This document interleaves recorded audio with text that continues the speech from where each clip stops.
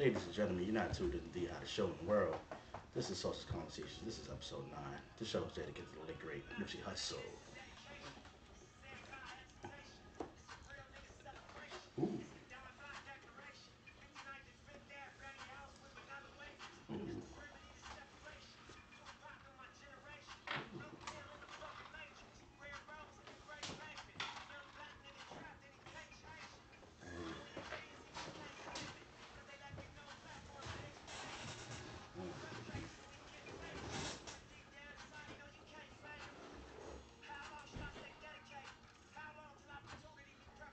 Damn.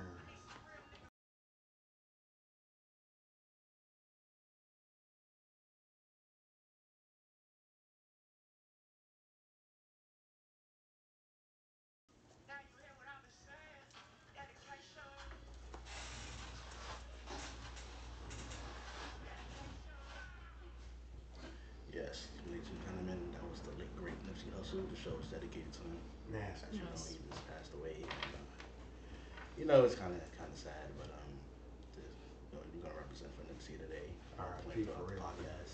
Mm-hmm. Yep. So this is the boy Jeff here at Social Conversations. This is episode 9. We getting up there. Wow. 9 times? 9 times Can't already? believe it. 9 times. Wow. Yeah, so fast. So I got the rest of the Saucy family. Say what up to the Saucy Nation. Hey, what's up, y'all?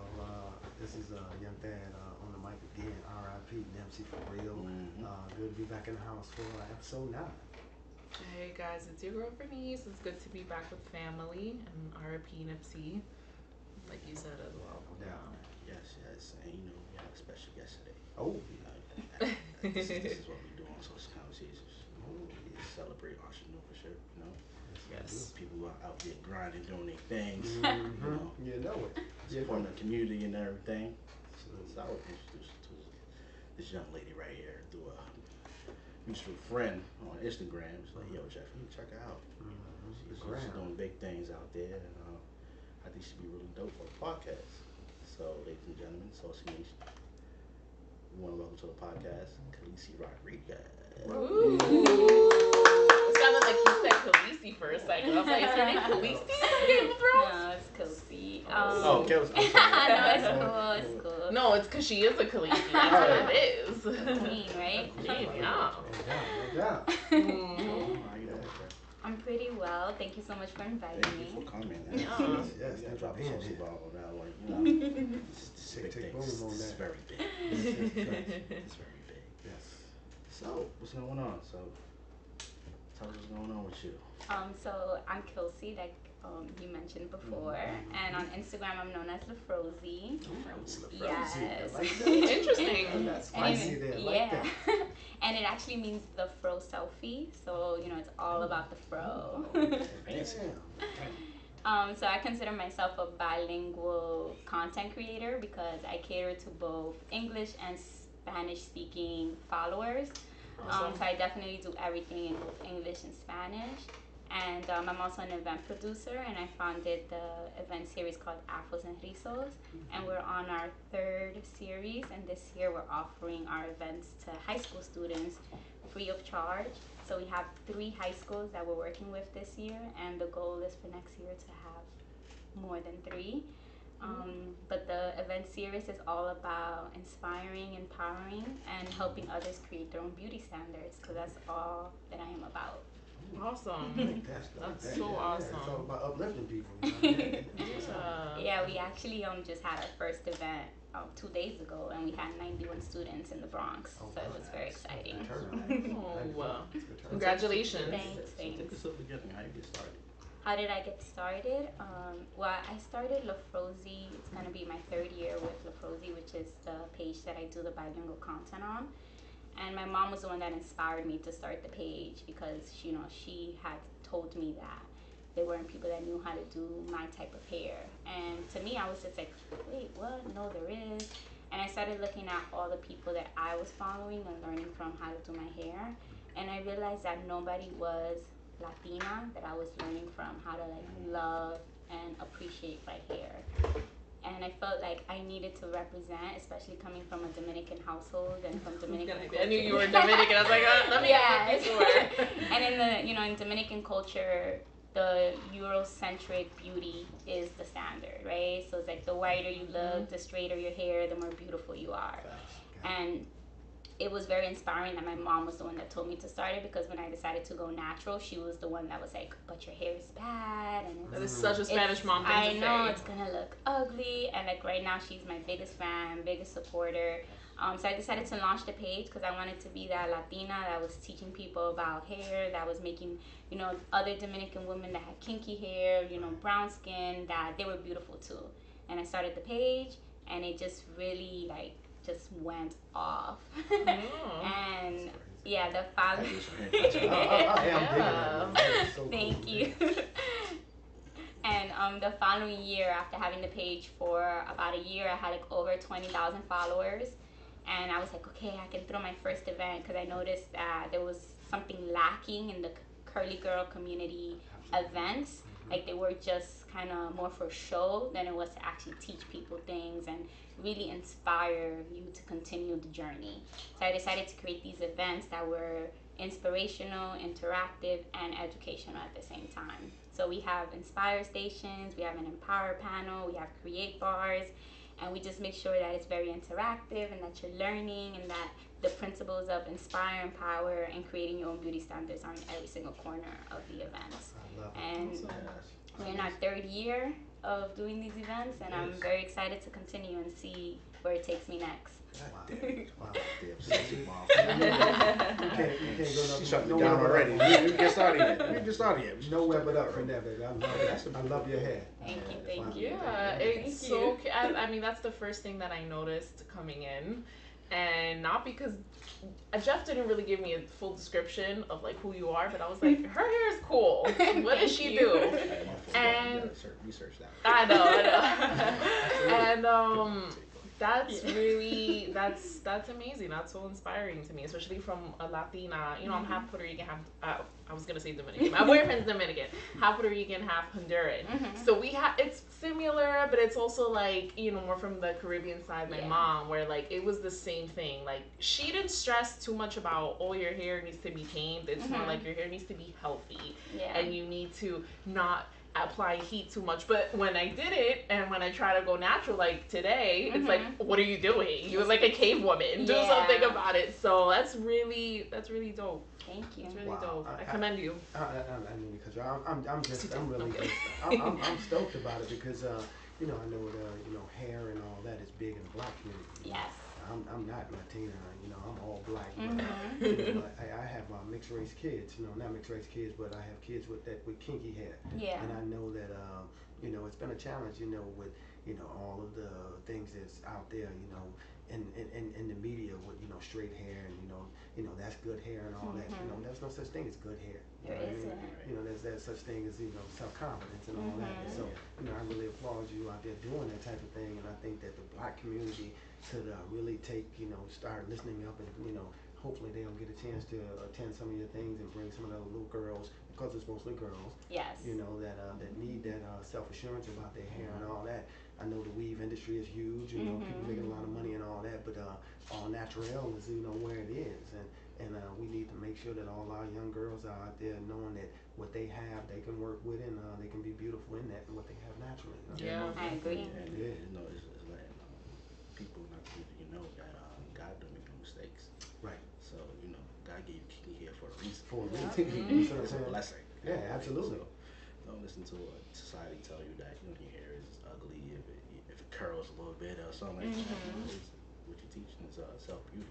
Yeah, absolutely. And a lot of us have self-hate, and some of that is come from post-slavery syndrome. You know? Absolutely. No, I try to. I tell my daughter she's got the same kind of hair you have, and you know she loves, you know, she likes Barbies, and I'm not trying to talk disparagingly about Barbie. And they're actually doing a lot of good things with Barbies. You know, It's evolved. Yeah, you know, it's evolved and all that. But you know, I'm in the process of telling her, hey, look here, I love your curly hair. You know what I mean? We can straighten it, we can do anything you want, perm it out and all that, but your natural hair is, you know, you're a beautiful young girl with your hair. So I'm glad that you had that platform out there that's, you know, empowering people for sure. Thank you. You gotta actually come through. You know, you can do it like a live podcast at, you know, one of your events.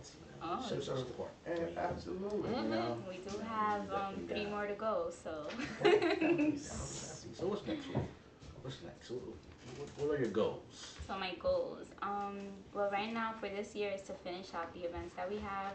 Trying to get more sponsors, and just to make sure that our swag bags are nice and hefty for our guests.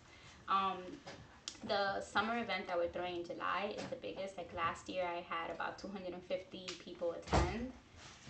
So this year, I'm kind of estimating having the same amount of people come out. So I'm really focusing on getting sponsors and securing everything for that because it's a really big event. And one of the reasons why I was able to do the high school event is because I used 25% of every ticket that I sold at last year's summer's event. Right. I saved it, and I'm using that money to now host the 3 high school events. So I always tell everybody on my Instagram, I'm like, thank you guys for coming last summer. Like, without you, I would not be able to be doing this. So my goal is to do the same thing with the summer tickets this year again, save a portion of it so that I can continue, and hopefully I'm able to do more events next year. And my goal is, overall goal is to create a space where young girls and boys can come in and be educated about caring for themselves, their hair, and just learning about their culture, because like I said, you grow up believing that there's a certain standard of beauty, and I didn't begin to accept myself until I got to college and just really understand who I was. And I didn't accept my natural hair until after college. And it was just because I was being cheap. It wasn't because, to be honest. Yes, I just didn't want to spend any more money on relaxers. It was just too expensive. It's very expensive. And before, my mom used to do it because she's a beautician, and she moved to Dominican Republic, and now I had to pay. So I was just like, I'm not trying to do this. So that's really the only reason why I started to go natural. And then I realized it was very empowering to just kind of be like, this is me. This is you. That's right. Yeah, and Absolutely. I remember when I first cut all my hair off, I was growing it out, and then eventually I just chopped it all off. And I was just like, this is me. Take me, love me. And I felt like it took me till I was 25, 24 to feel that way about myself. So that's why I'm really big on doing my events now in high school, because I wish somebody would have came in when I was a teenager and told me, you are beautiful. Those standards that they're trying to inflict on you aren't real. You create your own path, your own destiny. So it's on Thursday when we had our event in the Bronx, a lot of the girls were just I'm so inspired. And even the boys, we had a lot of boys there too. Because, you have boys with their waves and, boys that their want to man get buns, dressed. No? Yeah, the man buns. They want to get dressed, That's another one. I wish I had a man bun. So, it's just beautiful to be able to help these kids in their teenagers, because I know I would have been a lot more confident if I had this opportunity to view myself as beautiful when I was in high school. And we've all been there. It's a tough time. It is. It's tough, and it was just great to watch all these girls and boys just being super excited and empowered, and it was just beautiful. And I cannot wait to offer that to every single high school student. I love your platform. Yeah. I really, so really much. do. I think it's well overdue. So you companies out there, reach out to sponsor her. Absolutely. It's not even cheap. Yeah. Somebody's out there. Carol's daughter, come on now. You know what I mean? Somebody's out there that's got to do something, because this is a great cause, a great platform. I really Thank you applaud so you for much. that. Yeah, Yeah, I appreciate you. Yeah, absolutely. So let's get into some topics. Yeah, Yes, let's do it. As you know, we start off with some Nipsey. So there's a lot of R.I.P. Nip, man. shit we gotta pull off from Nipsey. Man, that's fucked up. Getting gunned down in front of a shop. Shake my head. Strip mall. And I'm just go first on Nip. This is very sad. And Nip was doing a lot for the community. Yeah. And I hear both sides, both arguments. It's the self-hate thing. You don't want somebody that look like you doing good in your neighborhood, But on the other side, people are talking about, is it a big conspiracy? Nipsey had the documentary coming out with Dr. Sebi. So to listen to both side point of views of it, I just think you just need to like sit back and let it play out, Right. and then stop trying to solve the issue so quickly. Right. Because throughout our history, we have found out that it has been both sides that had. Let's just start with Malcolm X, right? Right. So Malcolm, yeah, there was 5 Nation of Islam members that shot at him, Right. Right. but there was also the CIA involved. Always two sides. So when the family sued the government, they had to open up their books, and the government used illegal tactics to bring down our leaders. Right. So, during Malcolm X, the shooters, they had rubber bullets. The black shooters that had rubber bullets because the CIA didn't trust them. Mm-hmm. And if you look at Malcolm autopsy, all his bullets is going down, his body's not going up. So they had So second they were shooters. shooting someone else. They had second shooters. Yeah, there was some, yeah. So that was the CIA shooting. Oh at him, wow, for real. and that's something. Hey man, I Yeah. never heard that. Me Me either. That's That's some news to me. insight there. And for Interesting. Martin, there was somebody in his circle Mm. that knew that he was gonna get shot that day. Sell out. Yep. Mm-hmm. And when he got to the hospital, he was still alive. Mm. And a recent report just came out saying from recent interviews from people who used to work at that hospital, Mm. it was actually a doctor, the head doctor of the hospital, Mm-hmm. killed him. Oh wow. Put a pillow over his face Oh wow. and suffocated him. Not the police were beating him. I heard that one. I heard that. They still say it's a conspiracy, but Yeah. Now you never Yeah. know, right? But we did know once the family sued the government that the government had something involved in Martin's case. So I'm just saying when it comes to Nipsey, Right. both sides are right. They could be right. Yeah. Right. But let's just sit back and because so many stories. Let's just sit back Let the and information just come let out. it flow. Yeah. And the truth don't lie.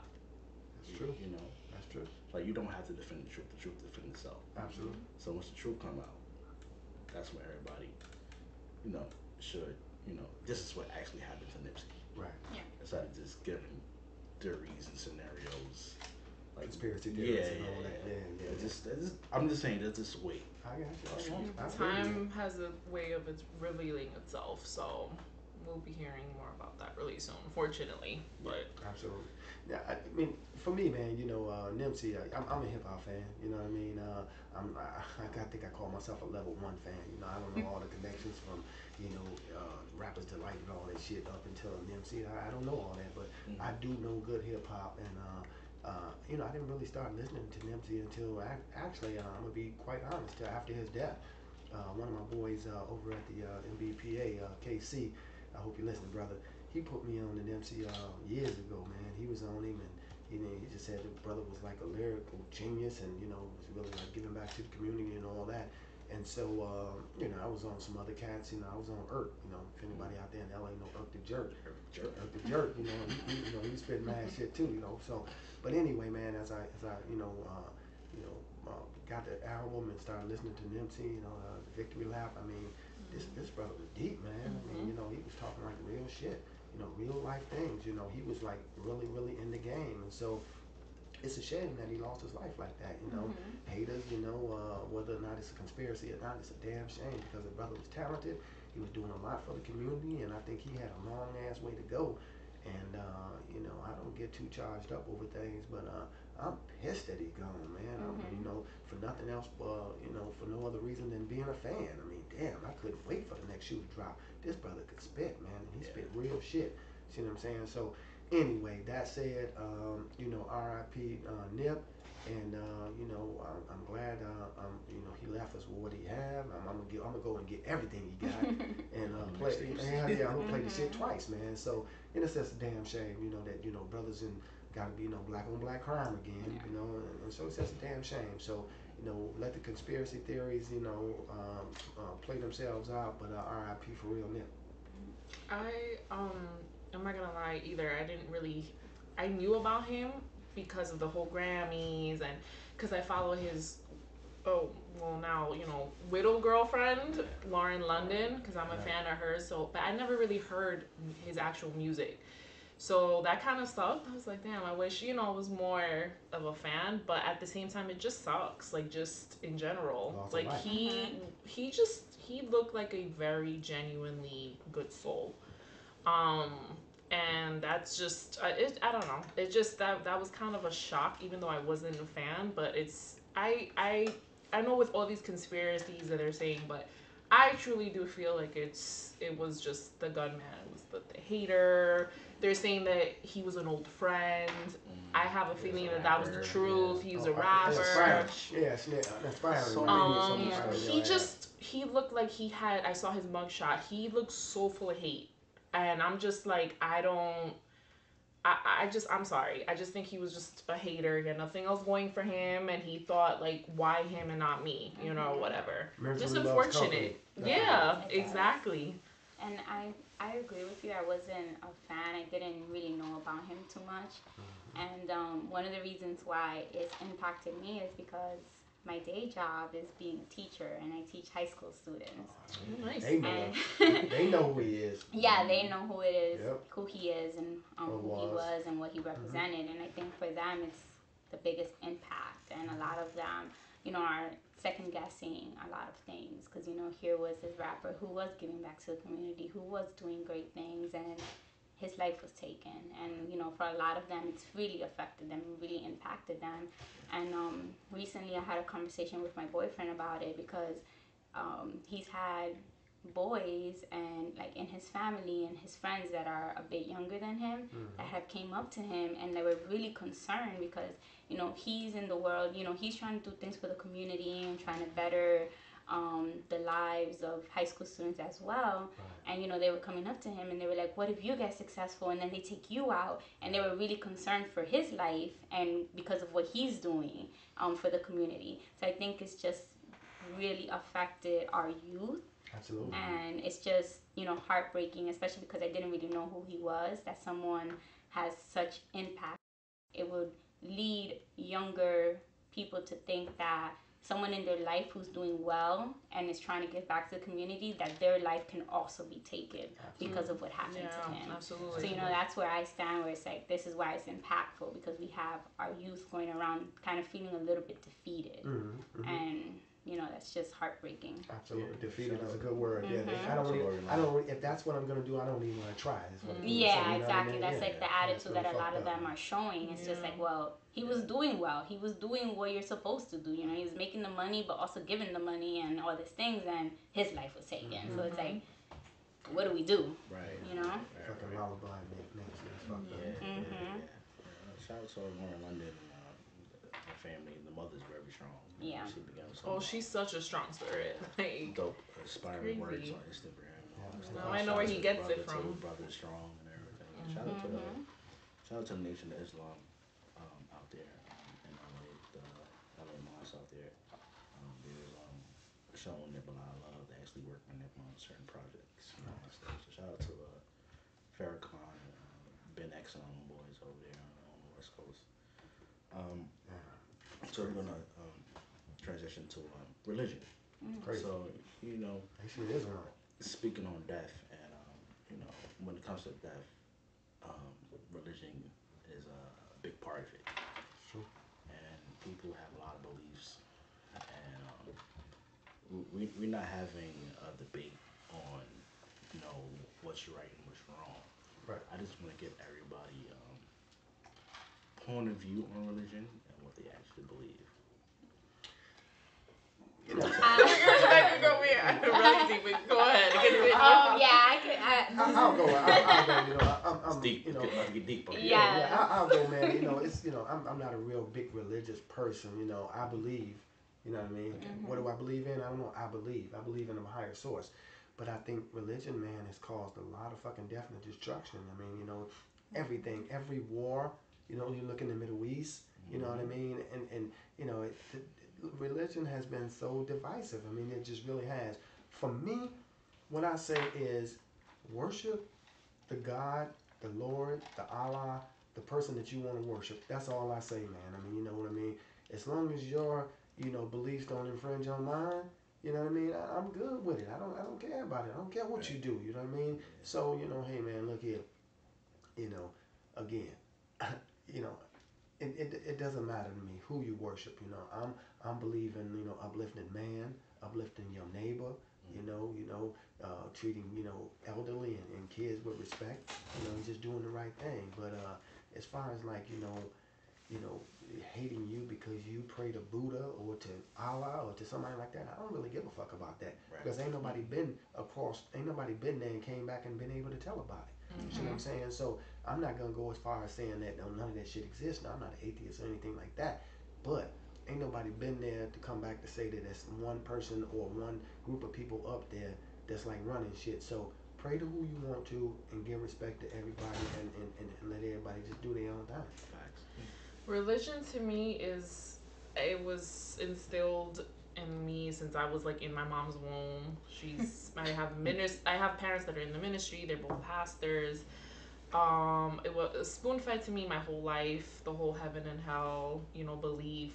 If you do this, you go to hell. If you do this, you go to heaven.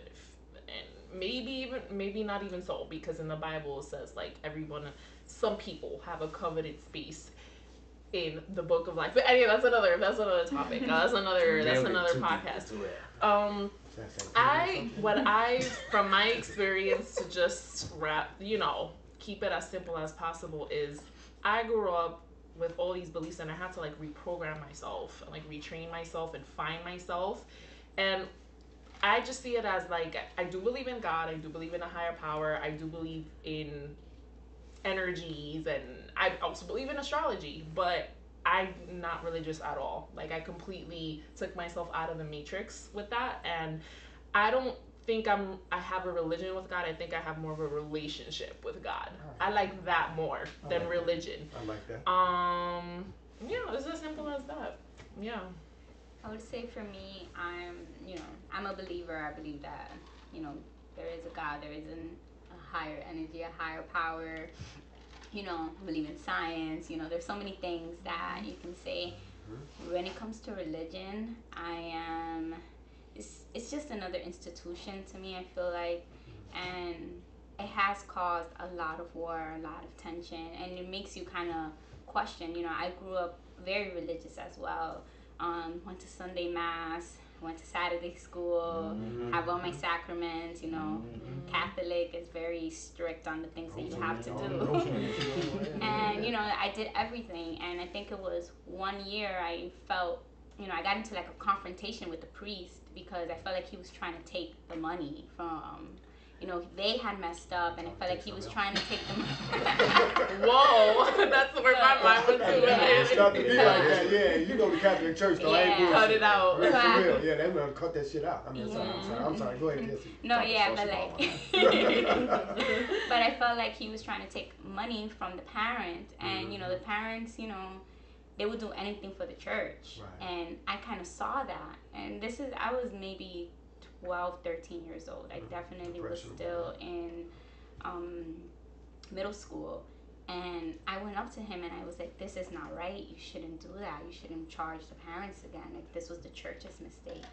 And he was like, well, if you believe in God, like you should be okay with paying the extra money. And I put my foot down and I was like, me and my cousins would not. It was for Sunday school. It was for Sunday school, and like it was for our confirmation. It was my last sacrament already, so I was just like, no. And I like stood up to him, and I received a lot of like hate from the people at church because they felt like I was wrong for stepping up to the priest, that I should have just done what he said.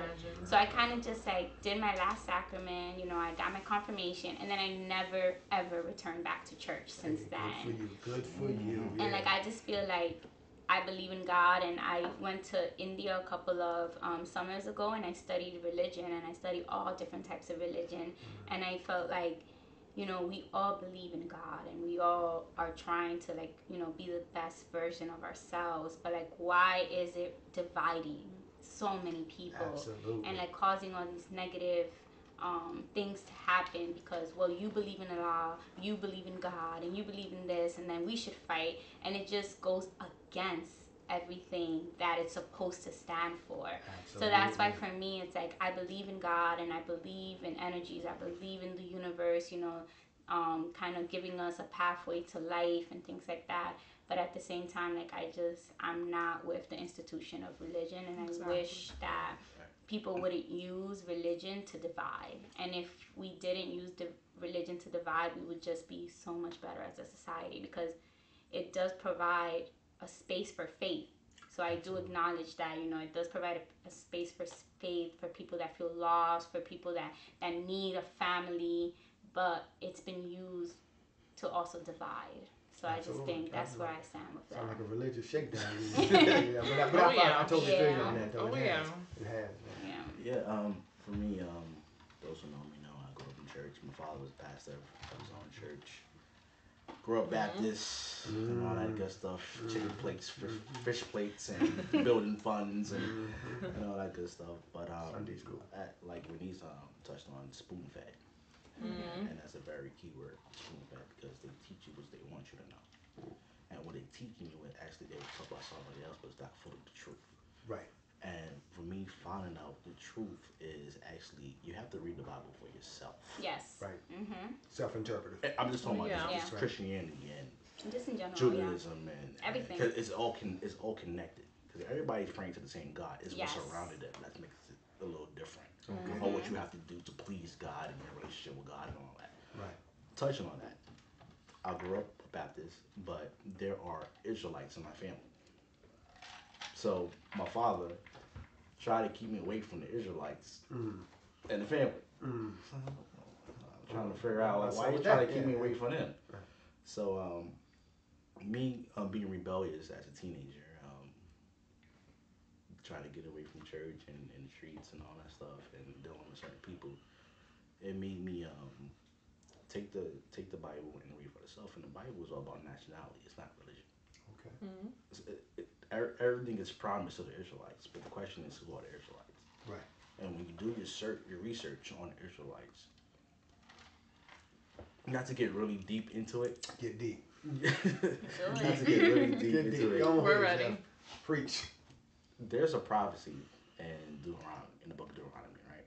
So the prophecy that God is telling Moses that your people is going to be brought into Egypt again, right? On ships. Now, when people hear ships, everybody was running ships, but the key word was Egypt, right? So what Egypt means is bondage, right? That's the meaning of Egypt is bondage. But it also said you would be sold to your enemies. So who in history got sold to the enemies? That's something everybody has to research about. Right. So me finding this out, the truth is that growing up in an environment or in society that your skin color is actually a never mind. And people are trying to people are killing your same people, and people are your same people is killing the same people. There are reasons because of that. Right. So the curses that the Israelites went through, we are still going through today. As black people, as Latinos and everybody. 1,000 years later. 1,000 years later. Right. Because we didn't listen to God. So he actually knew that it was a prophecy. So once we come back to knowing the true knowledge of ourselves and all that stuff, then we would get back to our true nationality and the true nationality that we are Israelites. And once the day we find that out, that's when we're gonna uprise. And I'm thinking that. So, take over. I'm thinking that. So I have a movie that I saw when I was studying religion in Egypt, and it's a Bollywood movie. So they have like the dance. I love those movies. They're great. Yeah. But I watched this movie. It's called TK, right? And it's just a really good movie that questions religion, and the actors that starred in it had a lot of backlash for it because in India there's a lot of religions, and they're very religious. Right. Like it's a lot of them, but they're very. So so the actors and the directors and the whole movie got like a lot of, and we were able to watch it, and it's just such a powerful movie because it's about questioning religion and the whole idea that we're all trying to reach God and talk to God, but we're all dialing from different numbers, and sometimes we dial the wrong number. And this is why this is why we might, you know, get it into different, and then you might get into confrontations and you might feel a certain type of way, but at the end of the day we're all trying to dial to him. So it's like, you know, so it's just a wonderful movie just to really get you questioning. And I know I watched that movie and I was just like, oh man, like it really made TK. And it means tipsy, because they kept telling him like, you must be tipsy for like, because he was trying to reach God, because he was trying to get back home. He was just trying to reach God, and they were like, reach him, like, what are you talking about? You must be tipsy, like, get out of here. But it's just such a great movie, especially like if you're into religion and just like trying to figure out. They do a great job of showing like how everybody does different things, and this guy is confused because he's not from Earth. So he like lands on Earth and realizes like, oh my God, what's going on? Why is everybody saying God, but they do this in this church, then they do this, then they do this. Somebody dresses in white, it means this, but then if you dress in black, you're mourning. So it's like, it's a really great movie, and it's fun, you know. It got the little dancing and of course, they're doing their thing over there. But yeah, it's called TK. Check that out. That sounds insightful. Yeah, Just to go back. Like, no, everybody brings up the Bible all the time, right? Yeah. Right. But you know, like I said, it's a nationality thing. So the Bible actually is history with Israelites, and it's also a instruction manual how to act on earth and when you leave earth. It's like an allegory of stuff. Yeah. It's how you, this is supposed to be, what's supposed to be doing, and if you don't do this, these are the consequences. Even the whole Adam and Eve story, people interpret that like, you can't possibly believe Adam and Eve were the first humans of this earth. It's the way that I saw it was almost like Eve is us. Yes. Eve is the woman that hasn't evolved yet. Adam is you guys. Adam is once God is like the actual version of like the fully evolved man. The Garden of Eden is like the true version of what an evolved woman is. And people don't see that. Like, people don't think that they think it's an actual person. It's an actual person, and I'm like, no, there's a bigger teaching behind this. But you know, you say this to religious people, like, and like, she's like, oh my God, and I'm like, no, like, I think it's a lot deeper than what you think. And what's that ideology of Adam and Eve being the only two people on Earth, right? Yeah, it contradicts itself in the next chapter. Yeah. Because you know they had sons, right? Yeah. Cain and Abel, right? And they got married to these women. Like, what the hell? These mystery women come from? Exactly. They were pre-Adamites. They were people who was here before Adam and Eve. Adam and Eve represented certain people. You get what I'm saying? They represent that's what I'm saying. I think, like, you know, like Kilsi was saying, I think, you know, everybody, I love the analogy of, you know, everybody trying to get to God and, you know, maybe dialing a different number or going a different route, texting them the wrong number or some shit like that. You know what I mean? But it's so many different interpretations of what, you know, religion is, you know, and so that's why I believe that, you know, whatever you're doing, because we're never gonna unify it all. It's not gonna happen. It's not gonna be all united. That's a misnomer. It's not, and the Bible actually says that. It's never going to happen. So let everybody stay in your lane and worship the person that you or entity let it be okay. Because again, you know, it's supposed to be this glorious thing that we're trying to get to, but it's so divisive, and there's so many people killed over war and so much division and all that. How can that be good? That's not good at all. Right. So, you know, hey man, look here again. For me, worship the person or the entity that you want to worship, and be okay with your neighbor doing the same. Exactly.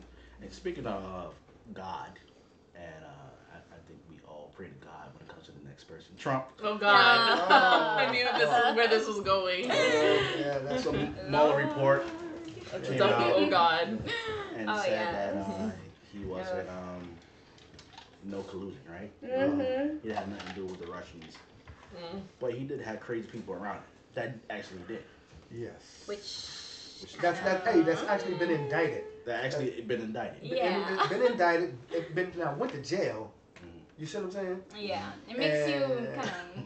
Yeah. It's kind of fishy. That's one of those Arsenio Hall Definitely things. Man, suspect. say, Yeah. that's some bullshit. You know what I mean? Yeah, That's what I think that is. It's also enough to cut that shit off. Yeah. Shout out. Yeah. Yeah. No, it really Wait a is. minute. Yeah. He had people around him that actually was in collusion with the Russians, but he didn't actually have any conversations with them. Yeah, that sounds like some bunch of I bullshit mean, to me, like, don't you? I mean, not conversations, but actually like doing actual like evil shit. Like those people just took it upon themselves. Yeah, Right. I just think the people It makes that, you like really question it. Yeah, I just think those people that actually got caught are the fall. Like you Yeah. have to take the fall for this. Absolutely. Yeah, of Or course. they actually told like snitched on the people that were actually making these conversations with the rest. Yeah. Absolutely. And the only reason that his ass hasn't been got yet is because of the office that he holds. The office of the president is a distinguished office, and so that's what everybody's out there trying to protect. They ain't trying to protect his old yellow haired ass. They ain't trying to protect Nah, him. he's orange. Yeah, orange. It's orange. Okay, it's orange. I got a fucked up TV, but that's what that's what they're trying to protect. They're trying to protect the office of the president because of the presidency because he's not going to be there forever. You see what I'm saying? And so, you can't just, start doing anything to anybody that's in that office because it's going to be another person, man or woman that's in there that you're going to have to respect. That you're going to have to, adhere to, 44. But do we? Oh no, I was just gonna say I think the biggest thing too is like as a society, as a country, we don't want to be like we put this man there at the highest power of the whole United States, and this is what he did. So it's more like let's sweep it under the rug. Yep. Let's say try our hardest to make sure there is no collusion and that everybody around him did wrong, but not him. But not him. Because how do we as a society accept that this is the man we put in power? Exactly. So it's like it really like hits home where you're just like damn, we put him there as president. That's Not saying we, I'm not talking about us, because but I'm saying like But as a country, as a where it's country, like you sit there and you really wonder, like, if he is guilty of these charges, this was a man that was put in the highest power of the United States. Meanwhile he was doing all these things. So it's like it's more of like, if we find him guilty, then who are we as a country? Exactly. So it's like it's easier to just let him be there than to accept the fact that as a country we put him there and it's wrong, and why was he in the run in the first place? So it's like and that's my next question is, do we actually think this is only 4 years for Donald Trump? Oh, he's getting the full. Because I think otherwise. I think he's getting the full 8. I think he's getting the full 8. I think he's getting the full 8. I feel like we I have. think he's I getting feel the like, to be honest, I feel Bump like. another drink. Bump another drink. Yes, like it's so That's all right. sad. I got you, babe. I got you. Like it's so sad to think about it, but I feel like there are more of supporters. I feel like there's more supporters than there aren't supporters. I feel like he's given a voice to the people that have not been given a voice. In a couple of years, that they had to go underground in the way that they felt about certain people in the United States, and he has given a voice to those people, and there are clearly more of those people than there are of us, and I just feel like, it's gonna be, I just think that as non-supporters, we really, really need to go out to the polls. Like this is like nobody cannot, like everybody has to vote. I will like, say one thing. Something Something that I noticed was the people that never ever just gave 2 shits about voting. Yeah. Now they're like, oh, like they're scared. Yeah. They're shaking in their Man, boots. I'm so scared. I don't want him to do 8, but everybody has to turn out. like literally, like every single, like it's like like we need trips, we need yellow cheese buses picking up everybody, taking them to the polls. I don't think his ass is gonna last. I really don't. I don't because there are people that's listening. I hope your ass is listening in Afghanistan, in Iraq, wherever you deploy that, Korean troops pick this shit up. It's people out there, and I don't mean to be like that, and I hope the fucking Secret Service ain't come knocking at my door. You see what I'm saying? But this guy was never supposed to win. Yeah. He didn't think he was gonna win. Yeah. And so, these last couple of years, they thought that he would like self-implode. You know what I mean? They thought that he would implode, and they didn't think that we would have to deal with him. First of all, they didn't think that he would win. But now that he's there, now they're trying to get the judicial, system to kind of like, play itself out. Yeah. It don't seem like it's happening It's like not, that. and it makes you question Yeah, it. it's not happening like that. So now, there are shadow governments. If you're talking about conspiracy theories and shit like that, there are shadow governments that's running behind his ass. So the shit that we see on CNN and all that, that's not really what's going on. It's people like Barack, Bill Clinton, and other fuckers that's calling people. Every time this guy says some boneheaded shit, we on the second line in the back like, damn, y'all. He did, listen, okay, damn, he said it again, though, Bill. Yeah, we know, but the shit really ain't like that, so just relax. So, again, there are SEAL Team 6s, there are fucking Rangers, there are a lot of people that have given their life for this country. Yeah. And they ain't gonna sit up and let this fucking golden-haired guy run our ass in the ground like that. So, there are plots against his ass. And if they can't get him out, seeing that the Mueller report, really didn't come up with anything, no collusion or anything like that. So it's inching closer to him getting like lullaby. Right. It really is. Right. And it's going to be sad. And I keep saying this, and if it ain't him, it's going to be somebody close to him. And we all know who near and dear to his fucking heart. Ivanka. Fucking Ivanka. You better watch your ass. And his kids. Yeah, and his kids. You better watch your ass. And that may not be a fucking sniper's bullet. It might be that your brakes failed when you on the fucking Palisades Parkway or some shit like that. But they gonna get your ass. You see what I'm saying? They got Bob. Where it hurts. They got the Kennedys. They got Malcolm X. They got motherfuckers. Yeah, but I'm saying they got motherfuckers who they think that who they fear, who they think that isn't good for this country. And this country is look, I ain't never lived anywhere else, so I don't know if I can go to Russia and be talking like this. My ass will be poisoned by the time I leave out of here.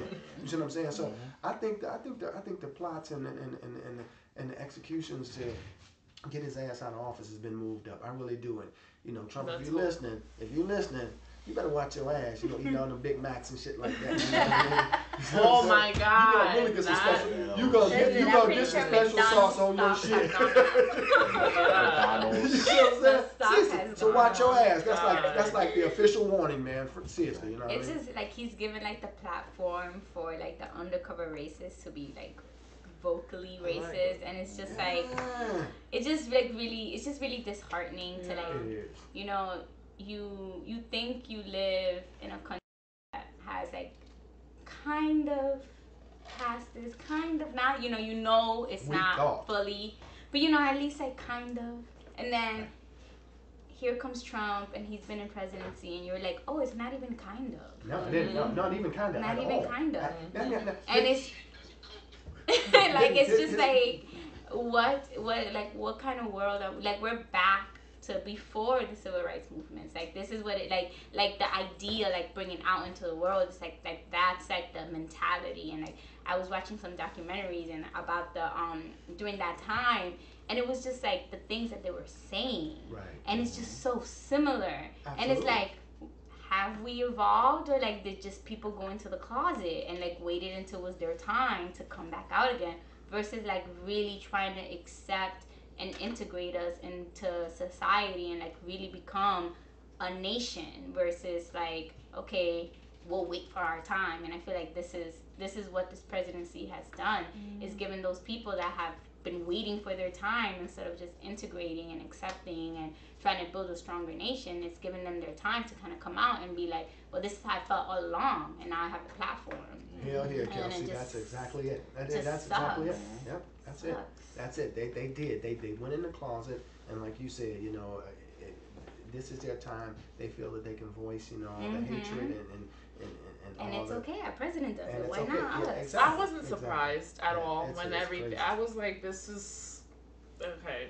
But what I didn't like was the fact that like when people also like started attacking his son for being autistic or whatever. I'm like, listen, you just can't fight like an eye for an eye. Like let's try. Yeah, he's the biggest troll of America, but like that doesn't make it okay to like, say this about whatever. I mean, his older kids, whatever, but like, Barron, the youngest, the baby or whatever. So it was just like sad, but No, and because- Melania and you know She like didn't pick this. just She I'm didn't choose like this she life. just wanted to be sponsored, like 'cause she didn't want to be Yeah. the first lady, and it's like No, she didn't want any of this. Yeah, I don't think any of them wanted any of it. Yeah, I don't they think he I don't wanted think it. Exactly, he did. exactly. I think he was just kind of like, I'm gonna try this and see what I can do. you remember his face when he got elected. Oh, I want Yeah, He was like, It was yeah, like, exactly. he was like, You know, what? it's almost like you know somebody who's you know never driven a car and all of a sudden they're in the Indy 500. You know what I mean? That's exactly what it is. You know, so fuck, you can't drive a Pinto and now you have a Formula One car or a fucking NASCAR. You're gonna crash it at every turn. You know what I mean? So yeah, I just think that it's a shame, and I don't think he's gonna last. I don't think he's gonna last 8 years. And again, Let's hope. you know, if people out there listening, please don't come knocking at my fucking door. I think I think things are moved up on him getting him out of office because obviously if we can't do it judiciously, we're gonna have to do it otherwise, man. We've done it before. You know, this is the time to pull the trigger. No pun intended. Yeah, I think one of the things that I would say is, I guess, kind of crazy at the same time too is like, I don't know if you guys watch SNL. I love SNL. Okay. I love SNL. I watch it every. Get an update. I was gonna say I watch it every Saturday, but I usually don't. But I usually catch it on Sundays. Record The it. recap, you know, the On replay and demand. stuff. Yeah. But it's so crazy because, you know, I've been watching SNL for like years now, and it's just like now it's like every single opening is about something that Trump did. Every single Weekend update is about something that Trump did, and it's just like so crazy that like this is the leader of the free nation, and it's just like, how is he giving, you know, these shows That much material. so much content? Yeah. Like, He does it to himself. Look at his it's so tweets. crazy. Like, it's just like, this is our president, and I sit there and I watch it and I laugh, and then after I laugh, I feel bad because I'm like, but this is our president. I'm not gonna But lie. like, I I'm feel not- bad like as a nation, like. Yeah. And then there was one of the episodes where like they show like they were like, oh, the nations, like other nations, and like the other nations were like laughing, and you were just like, Oh, yeah. damn. No, and that's really how it He's is, which is laughable. sad. Yeah, and it's just like crazy, but. And it's just like, this is the leader of the free nation. Like, My what's sister's up? co-workers are from Russia, so they Uh-huh. they go back and forth, Yeah. and they said that when the day that he was the campaign, the election, Yeah. they were like getting like their DVRs ready, Oh my God. warming up Right, some yeah. popcorn in Russia and in the Ukraine, Oh, because yeah. they thought it was entertaining, like America's a joke, Yeah. and they're like, oh, we it's a feel so joke. bad for you guys, and I was Right. like, wow, that's really sad actually. Yeah. You know, We're and the it's fucking just- laughing stocks right now. Right And now. his Yeah. Twitter, why hasn't anyone deleted his Twitter? I mean, it's kind of But you entertaining. know I'm not what? gonna lie, It's but because Yeah, we that's live Just delete him. in a society now that Jesus like, Christ. this is what we care Salt about. delete. When he said Happy New Year's, especially to my haters, love Yeah, you. What? like, Like, it's just shut like- up. Social media kind of like runs the world. Yeah. So it's like, you know, we just live in this society where it's like social media runs the world, and it's like no other president, and it's just he's in the generation where it's like, if we take his social media away, like, would we still be as excited about him or like talk about him as much as possible? No, right? It's like you gotta keep the content going, keeps everything else going. His Yeah. social media. I'll say Like, this. I don't know. I'll say this Like- last thing. It was I was watching something last night, and they said that the correspondents, the White House correspondents, had a meeting last night or night before last, and it was like, should we still start covering all this bullshit? Because he had said that you know, sanctuary cities, right? You know, sanctuary Yeah. cities, people that take in, you know, immigrants and all that, you know, and you know, protect them and make sure that they get housing and all this. He was saying, so, you know, if you're so, you know, into like taking care of sanctuary cities, why don't we just go and just dump off, you know, immigrants just in your neighborhood? I mean, like, what the fuck is that? You know what I mean? That's just crazy. And so, God. anyway, everything that he says, they cover. And so it was a debate going on with the White House correspondents whether or not we should cover this or not. And the end result was that yes, we should, because it's things that he says that's totally off the cuff. That, you know, it's just outlandish. But they end up doing shit that if we don't cover it, we don't know about. And so I think you have to cover everything that he does. Yeah. You know what I mean? So that we are, so everything is, transparent with us, so that we fucking know whether it's crazy or whether it's outlandish or not. Grabbing things by the pussy and grabbing people by the pussy and shooting people in the middle of Fifth Avenue and all that old crazy shit. We still have to cover all that outlandish shit. You know what I mean? All that stuff, crazy as hell. So speaking of outlandish shit, Cardi B. Cardi B said in an interview that she used to drug men. Cardi. Take their money and shit. Okay. Oh my God. Well, Thaddeus was ready. He was like, wait, No, I'm ready for this one. No, Let it go. No, I'm gonna say this. Cardi B. Oh my God. I don't know a lot about Cardi B. I'm happy for her Grammy. I really am happy for her Grammy. Although I'm a little bit upset about her fucking Grammy because Nipsey didn't win. I haven't listened to her. I haven't listened to her CD or her album, but I can't, from her conversation, by any means, believe that her album was as in depth as Nipsey's was. Not to be like that. And also, I heard her on YouTube. I heard her on YouTube the other day, and I love Cardi. I think she's an artist. She's special. She's Special special. person. She's a special person. But look here, you're a role model. Especially like with the Me Too movement going on. Minority lady. You need to speak more articulately. You know what I mean? Seriously. She throws the N word out there, and every other word is the N word, and I'm like, read a book, baby. You know what I mean? Have some more words and things like that. Something else. Just be more articulate. I know that you're an artist, and I know street cred is one thing and all that, but up your game. That's all I gotta say. Up your fucking game. I ain't hating on it, but up your game. I am a fan of Cardi B. Whatever. Like I'm from the rock, of course. Yeah, I know. But I'm not I'm not super biased. Like I'm a fan, but I'm not biased. Like the whole album, the whole Grammy thing. I have my own opinion on that. Anyway, I do think that she should be held accountable if it's in fact true, just like every other guy, Bill Cosby, R. Kelly, all these like crazy allegations that have been happening since January, or since a while already. I don't think she should be left off the hook just because she's a woman and because it's like, the whole thing about her doing it for survival, and only she knows her true story and the so-called victims that were involved. So I'm not gonna sit here and say, I'm gonna judge you when I don't know what happened or I wasn't in her shoes. But like I said, if she is guilty, then she should be held accountable. So she and that's just to period. drugging guys. I think it was a video, right? Yeah, She robbing robbing them. She was money and shit. Because that was around the time that she was like blowing up, and people were like, "You don't deserve your fame. You don't deserve your success. You're just a hood rat or whatever. Like you know what?" And she was just like, "Oh, like no one helped me, or like no one did this for me. I did everything myself, and everybody thinks it's so easy, and I had to do horrible, heinous acts to survive and to make money." And this is the one thing that I'm gonna say about her that I'm kind of like, okay. As much as she comes from, and I can say this because I come from the Bronx, I am close to her age. I understand that it's rough. Yeah. However, she didn't have it that rough. Her father was a present man in her life. She wasn't like she didn't have daddy issues. Love me type of shit. He drove a cab. Her mom, I think, worked in like something. I'm not sure. Like, okay, yeah, she was poor, but she wasn't like, I'm literally like, I'm eating ice cream for a day. Like, I'm not homeless, like, watermelon, popcorn. And like, my dad doesn't love me and whatever. Like, that's the one thing that I'm kind of like, damn, Cardi, like, should I believe you or should I just kind of, yeah, where it's like, I don't know. And then also towards the end of that video that she shot that, you just said, she said that she saved all that money for music fees for the record label. So she saved $60K off of rape, allegedly. Fellas get paid. So I'm like, are you?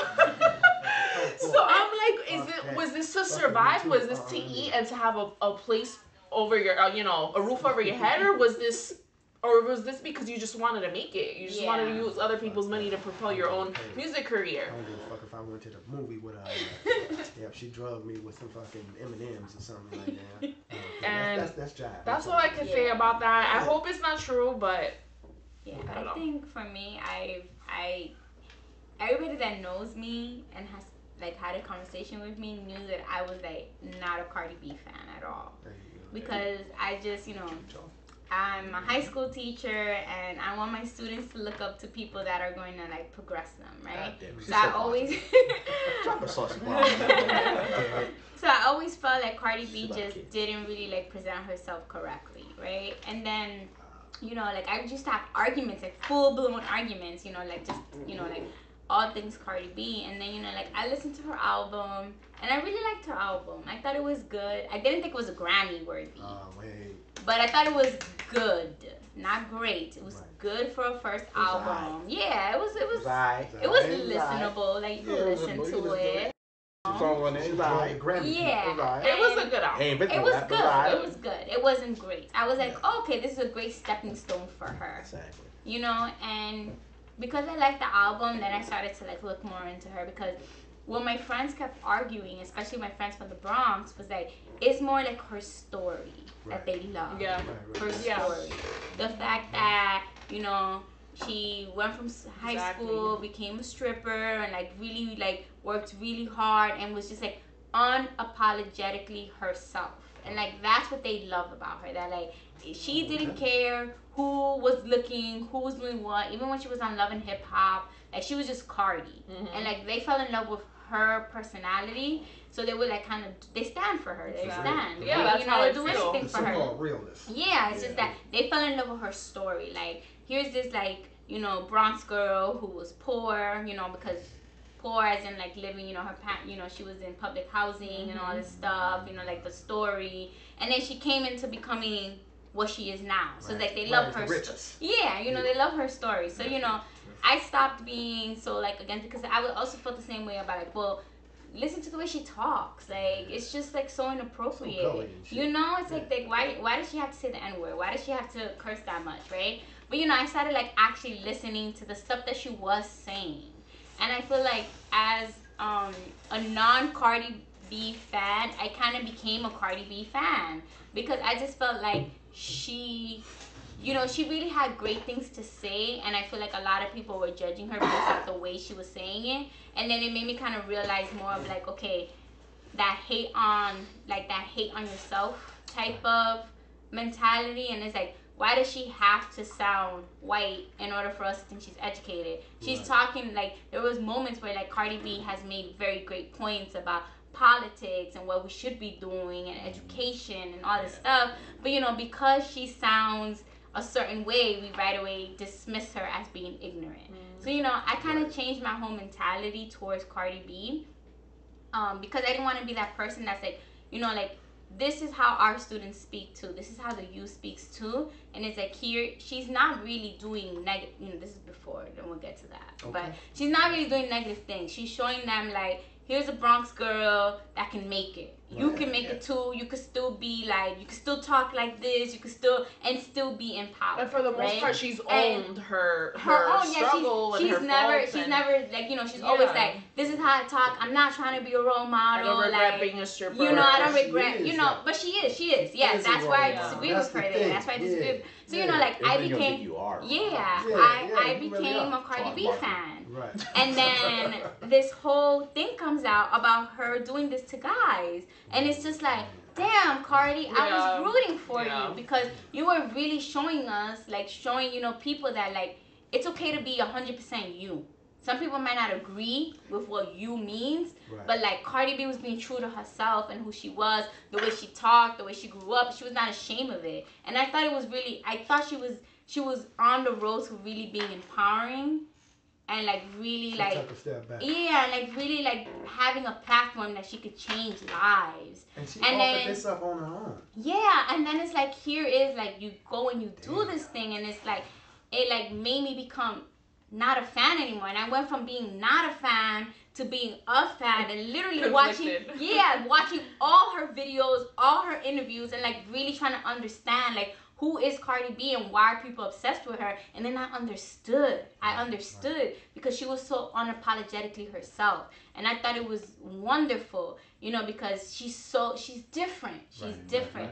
and then here she is saying that she does these things, Oversharing. and then it's just like, damn, like I can't have those double standards, you know? You just can't. No, you can't. You know, like if you're gonna say something bad and like make, you know, like Bill Cosby go through all these things and make like R. Kelly and like all these things, like you have to be fair. Yeah. You have to be fair, and it's just like these double standards just can't exist. They cannot. And like I feel so bad because I really became a Cardi B fan, and now I'm like, damn. Well, I hope she tries to walk it back. I really do. I really do. I mean, it's too late for that. Is it too late? I don't know when it came out. Yeah, I mean, I just feel like honestly, they're like sweeping it under the rug though. Well, Yeah, also, I think swept too far though. I think the reason for that also is because she kind of like admitted that she was wrong. Like she wrote in that statement, she was like, she apologized. She apologized. She was like, what I did was wrong. I did what I had to do at the moment, but I do feel regret. Right. The thing that Bill Cosby and R. Kelly didn't do. Yeah. So it's like it's they can like how believable that is. I'm not sure. You had to drug a motherfucker though. Yeah. Like, I guess too. Like I guess you could think about it. Like she did it before Fame. Yeah. Maybe she did it before Fame. That was the 70s. Yeah. No, but I'm saying. Come on, Bill. Come on, Bill. Yeah, but I'm saying like she did it before Fame. They did it while in Fame. So maybe like that's why people are being like, there are some strippers out there, or you know that do take that route of drugging men and try to take advantage of men. Right. All I'm gonna say about this. You better keep this shit on the I'm low. gonna say about this. Okay. On the low. Cardi B. All right. So I was watching the Vlad TV interview. Hard. It's hard. It's just a hard topic. I was watching the Vlad TV interview with Cardi B, right? And Vlad, dog, you don't kill me with this. I know you don't like Vlad. I know I'm gonna hear your voice like, what the fuck you talking about that motherfucker? All right, so it was a Vlad TV interview with Cardi B, right? And Vlad asked Cardi B the easiest GED question, bro. Oh. And she couldn't pass the test. Oh. Vlad asked her, right? What did she ask? Would you rather have your daughter being a drug dealer or a stripper? Oh, damn. Now, everybody knows the answer to that question. The answer is none of them. That's neither, right? None of the above. That's fucking D. But did Cardi B say that? What did she say? She said, no, I would rather her be a stripper. Really? Well, you know that's. I didn't see that interview. That's it. I'm done. Why did she say that? What was that? I'm sorry, because I'm still like half Cardi B, half not. It's conflicting. It's conflicting. It's really conflicting because it's like you want to see her win. Yeah. You want to see her win, but then it's like, damn, you make it so hard. I mean, that was the. I'm saying. That was the easiest thing to this. But why did she say that? That was just like the softball just to knock out the But park. then again, like, she was a stripper. I want my daughter to be a doctor or a lawyer. But hold on. He gave her those two options. Like, come on. Exactly. Wait. It may be another interview, but it wasn't that the same interview that she said. That's what I'm saying. Like, if my daughter had a choice with me being her mother, she didn't. Also, then that was a different interview because I heard another interview where she was like, if she wants to be a stripper, exactly. Why is she being asked that? Why? Why? That would have been my answer. Why is she being asked that? I want her to do something different. Yeah, that would have been the answer to my question. They're not asking other people that question. Why is she being asked that question? Don't bring that to me. I don't know. You gotta ask I remember. I would have been like. She didn't pass the test. She got a silver tongue. She should have cussed his ass out. She did. I remember an interview. And it wasn't in the hostility or nothing like that. It was just a regular But going back to that, he was like, so Cardi, you know, would you rather your daughter be a drug dealer or a stripper? I would have said, you answer the question first, and then let's figure out if we agree on the I was answer. like, that was the easiest question to knock out the park. I remember none of the above, because I want my daughter to be better than me. That's the easiest question. I remember her saying something about, if my daughter ever said, I want to be a stripper, mom, that she'd give her the option, like, okay, you be a stripper, but I'm not going to fund you. Her being Cardi B now. That's not I'm not going to fund you. I'm not. That's like extra blue ivory. You want to be a hustle like your father, or you want to be like your mother? Yeah. It's like Cardi B picking, like, all right, be my father. She was like, let's see how something about, she said, let's see how it goes. And obviously, in other words, it's going to fail miserably. And when you come back to me, that's when I'm going to, like, help you become what I worked hard so you don't become. But that could be a different interview. I don't know. Cut that shit out. I don't know. I'm on the fence. Like I said, I'm still on the fence. Yeah. I agree with you. I'm still on the fence. I like Cardi B. Like, Don't get I me went wrong. from I like non-fan her. to I'm fan saying no to goons like. this way. No goons to Brooklyn. But she could have knocked that shot out the park. Yeah. She I want my could. daughter to be better than me. I don't want to be no Yeah. drug or strippers. But you know what's the thing Doctor, about Cardi B? lawyers, She's not Chicken ashamed. baby.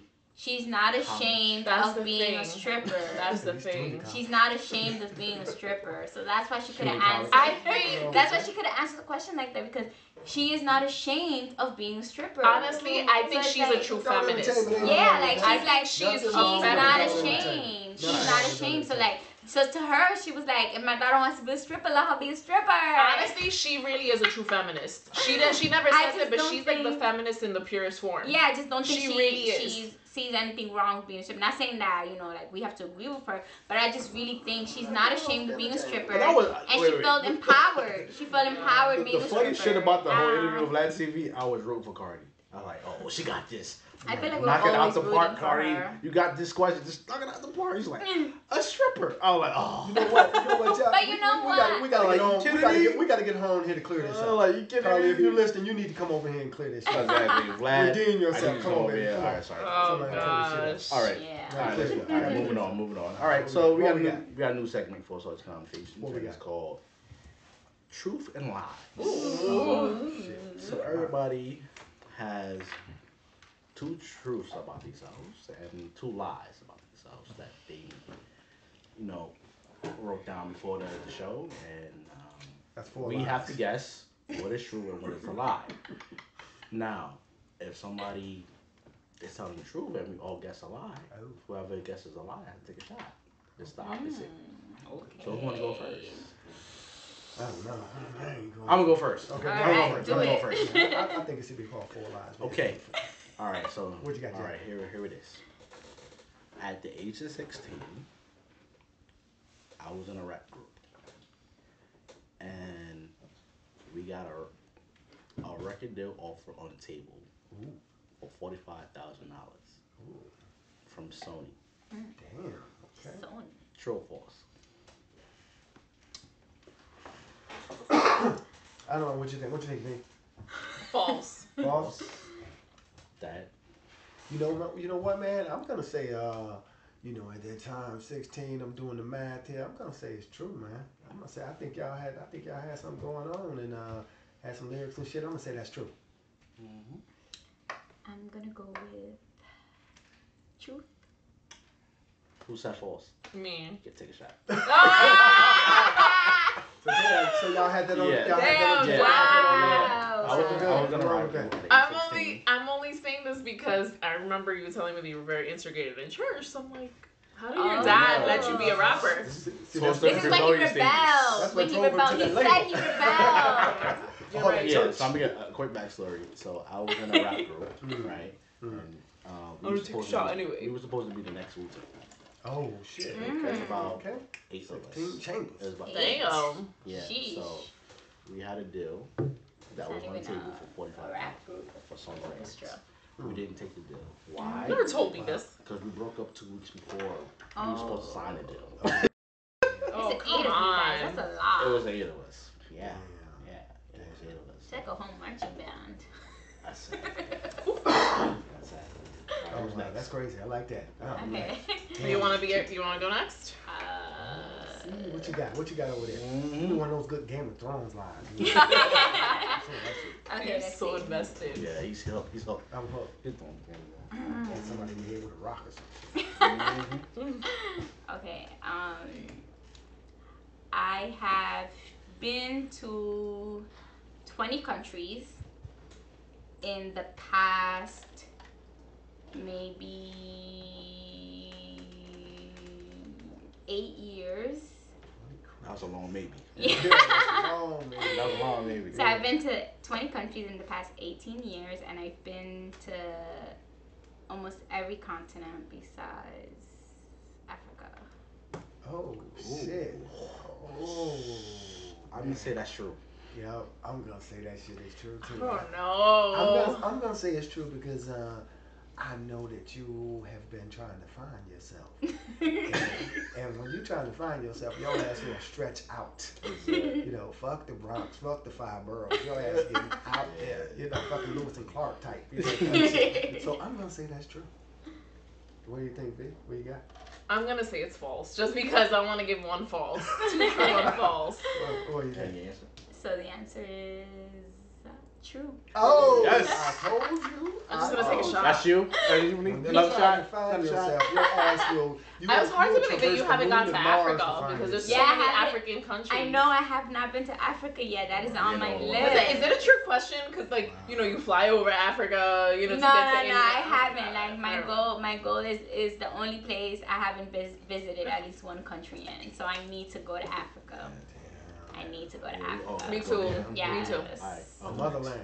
Yes, exactly. What you got, Miss V? What you got? Okay. Yes. Damn, you guys surprised me with this question. I was almost gonna be a reality show star, circa 2012, 2013, when I lived in Queens. All right, that is on me. What you got? True or Ooh, false? this is hard. You know what? True or lie? I'm gonna say that shit is true because I know V. I know her grind, and I know this ain't the first rodeo for her, and then she been looking to do things, and so I'm gonna say that shit is true, man. I'm gonna say it's false. Oh. I'm gonna say it's false. I love you, Denise. I love you. I'm gonna say No. I'm gonna say that. I'm gonna say false.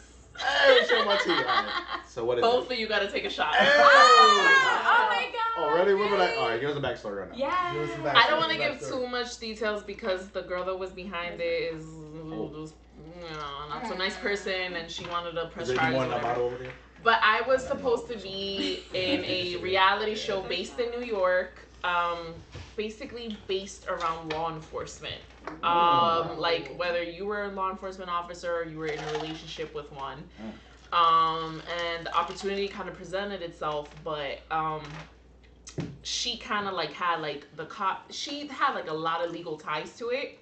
And when we were about to start production, she was just like, I don't want to do this. And like, if anyone talks about it, if anyone tries to, continue with this project, then I'm gonna sue you. Oh wow. So yeah, that was the end of it. That was like the only and we had an agent, we had everything. Film production, we had everything.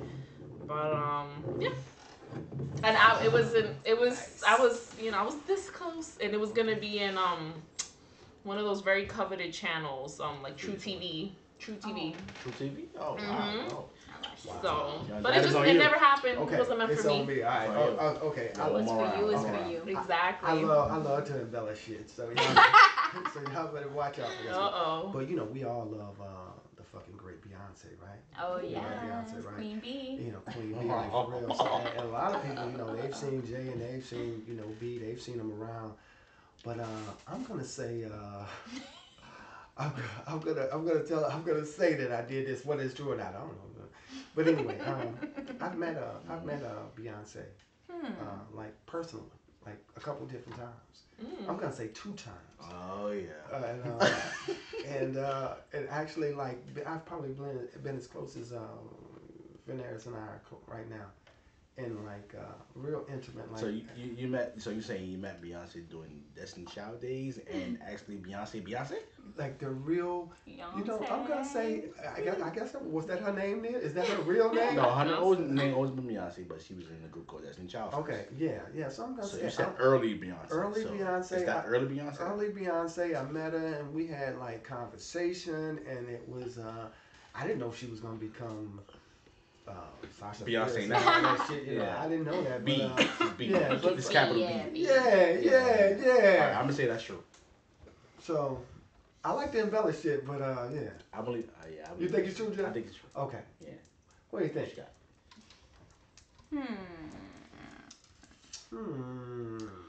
I'm gonna go with false. Would Beyonce talk to me? What do you think?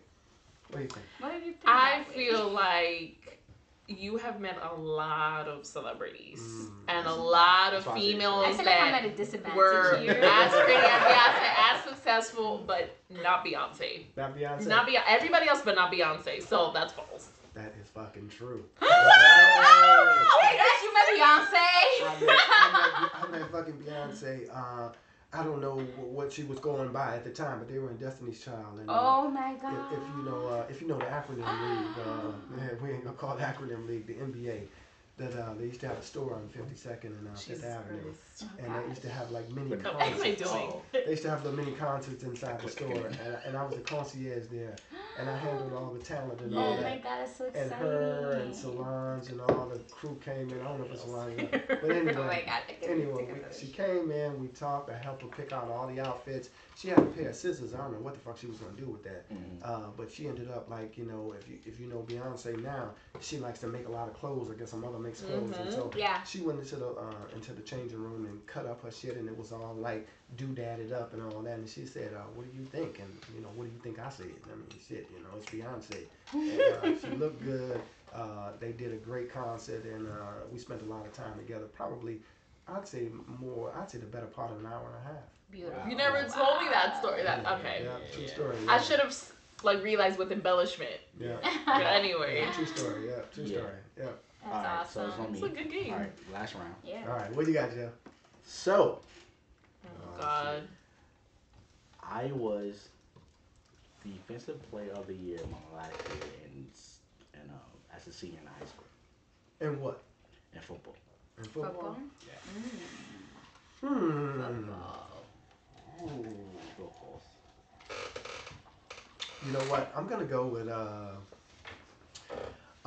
false. I think you were probably a hell of a player, but I think somebody beat your ass out for the award. So I'm gonna go with false on that.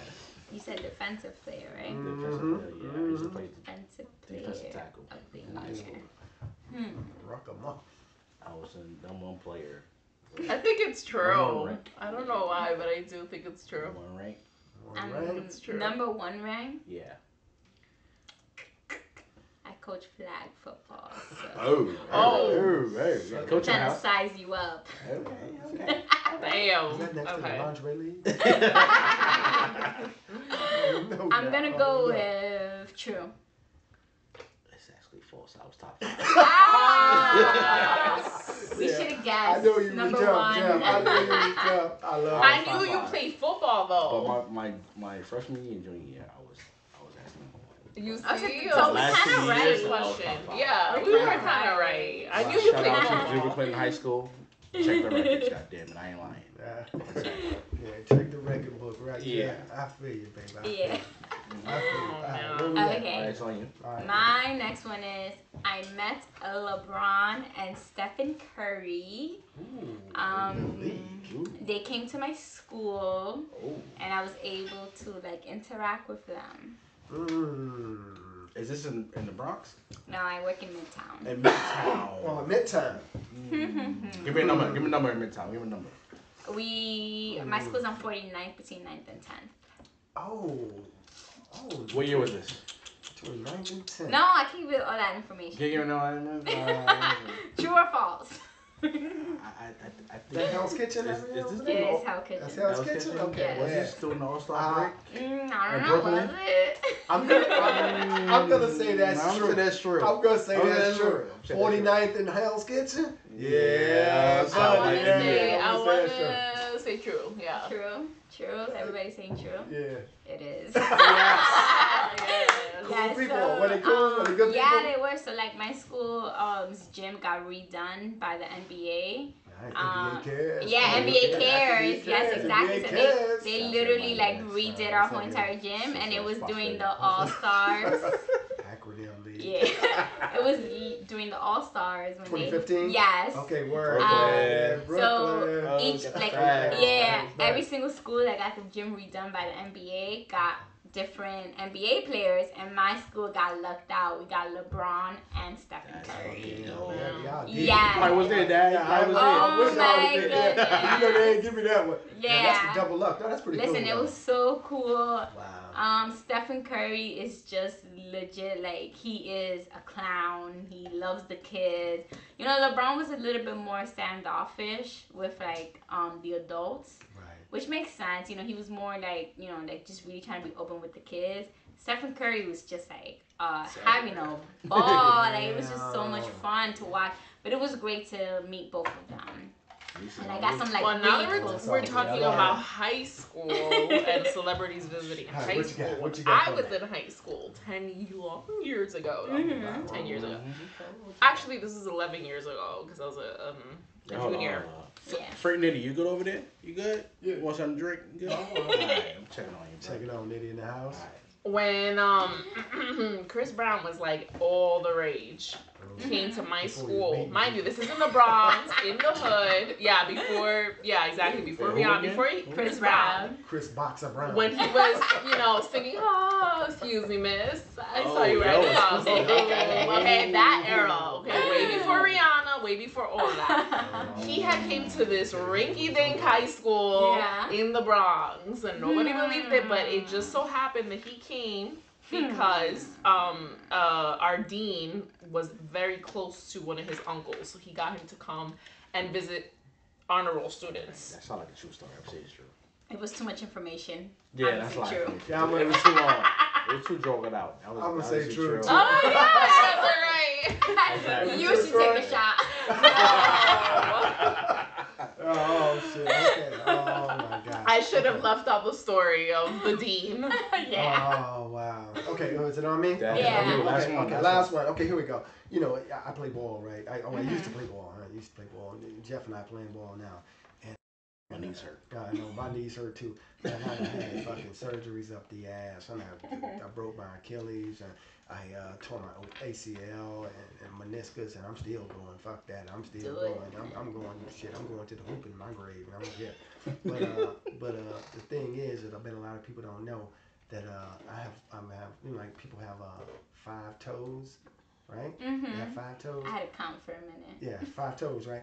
I only have 4 toes. I had to have one of the motherfuckers removed.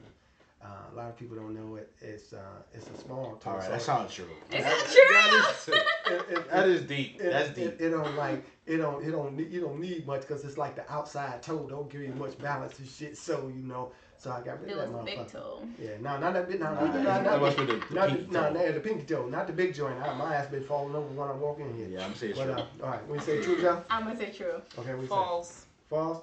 That shit falls to the motherfucker. Ah! No, he keeps saying that. He plays basketball every week. I got all my toes. Exactly. He doesn't have I might have toes. an extra with it on that. Jeff- I want to recount. Jeff, you should know I don't that. like He the game plays anymore. basketball with you. Damn it, I didn't see his toes. He plays basketball with you. He goes to the gym every day. Damn it, I didn't see his But he toes. could be missing a Wow. toe. That's very We got separate hard. lockers. I ain't seen the That's dress. very hard. He wears socks all the time. Oh, shit. Oh my god, I take that shot. That's a double one there. That was a That was good a good one. one, That was yeah. a good one. I That's really good thought one. it was true. Yeah, That was a good game. Cheers. That was a good game. I like that, Jeff. I like that, baby. Yeah. Keep doing that. All What right. is that? 2 truths and a lie? Yeah. Yeah, 4 lies next time. Yeah, 4 lies. 4 lies. 2 truths and 2 lies. Oh, that shit was good. I'm so predictable though. Oh, Jesus. my Me God. too. I can think All of right. lies. What we got? What we got, Jeff? It's time. No, it ain't. Uh-oh, what Say time? it. Don't say it. That shit out. Oh. Are you ready? Yeah, cut that I'm shit ready out. to Do see it. Alright, Cut that give him shit a out. background on what cut that shit out. You know, we'll is. cut that shit out. You saw when you. It's a lot of shit going on in this world. You know what I mean? And look, we all kind of think about it in our head and shit like that. We see people doing like, oh, don't cut that shit out. So we just wanted to bring it to the air and let everybody know it's okay to say, cut that shit out. Whatever it is that you're doing out there, it could be any motherfucking thing. Cut that shit out. Because we tired of that shit. We don't want to always say it, but we're tired of it. So that said, anybody can chime in. Man, I usually come in on like a bullshit tip, but I'm coming in on the serious tip today. On the serious tip. Let's do it. I'm tired of everybody using the N-word, man. Yeah. I know No. that's old and redundant, but I'm tired of that shit. I'm tired of it. Especially if you ain't a nigga. Don't be calling niggas you ain't no nigga. I mean, goddamn. You see what I'm saying? Anyway, there's other words out there. Seriously, I got kids now. I used to be nigga too, but I got kids and shit. I can't be saying that shit. I be trying to turn it down with my son and daughter come into the room, listen to Pac and all that shit. Although I love that shit. But if you read some books, there's like synonyms and shit like that you can use that you ain't got to use that. I understand that, it's a colloquialism that we use it, but you ain't got to overuse it. Come on, people, because we gonna use it, but don't be overusing that shit. Especially if you ain't no nigga, cut that shit out. out. Cut it. That shit My out. cut Come that on, shit now. out is at. I'm not even gonna say because I'm not gonna compromise myself. But if you're not paying me, you better pay me, okay? And that's a it's just a message to whoever is not paying. Okay, and it doesn't have to be monetary. It could be with other things as well. Okay, so my PayPal, my direct deposit, my time is valuable. My Instagram posts are valuable. Yes, they are. So you better just pay me. All right, next. Yes. So I'm gonna switch it to NTA. One thing that I would say, cut the shit out, is the whole idea of like people getting pissed that the train is packed. Right. Listen, it's 8 million people in New York City. Cut that shit out. Cut it out. Cut it out. If somebody bumps into you, somebody's like rubbing shoulders with you, cut it out. It's a crowded train. It's 8 million of us. We're trying to get to work. I can't wait. Right. Cut it out. I love that shit. I love get them at. Yes, cut that like shit I out. look at people like, you really mad? Right. Get a car. That's true. I love it. I love it. It's my turn. I love it. Yeah, I love it. I love it. I love it, Kelsey. I love it. MTA. Oh. I'm not talking about the homeless people that be riding the train. Well, I'm just talking about the just average, everyday working motherfuckers on a train. First of all, your ass is too grown to be smelling like "Oh my damn" on the train. Oh, Jesus. Oh. Yes. It's your ass is too musty to be on the goddamn train. Cut that shit out. Yes. Oh, shit. They Get have some a deodorant smell from the meter. nearest Walgreens or CVS or something like that. Your ass is too grown to be smelling like that. Some mouthwash. Cut that shit out. Cut it out. My next one is for some of you ladies out there Uh-oh. who like to do their makeup on the bus and the train. Oh God.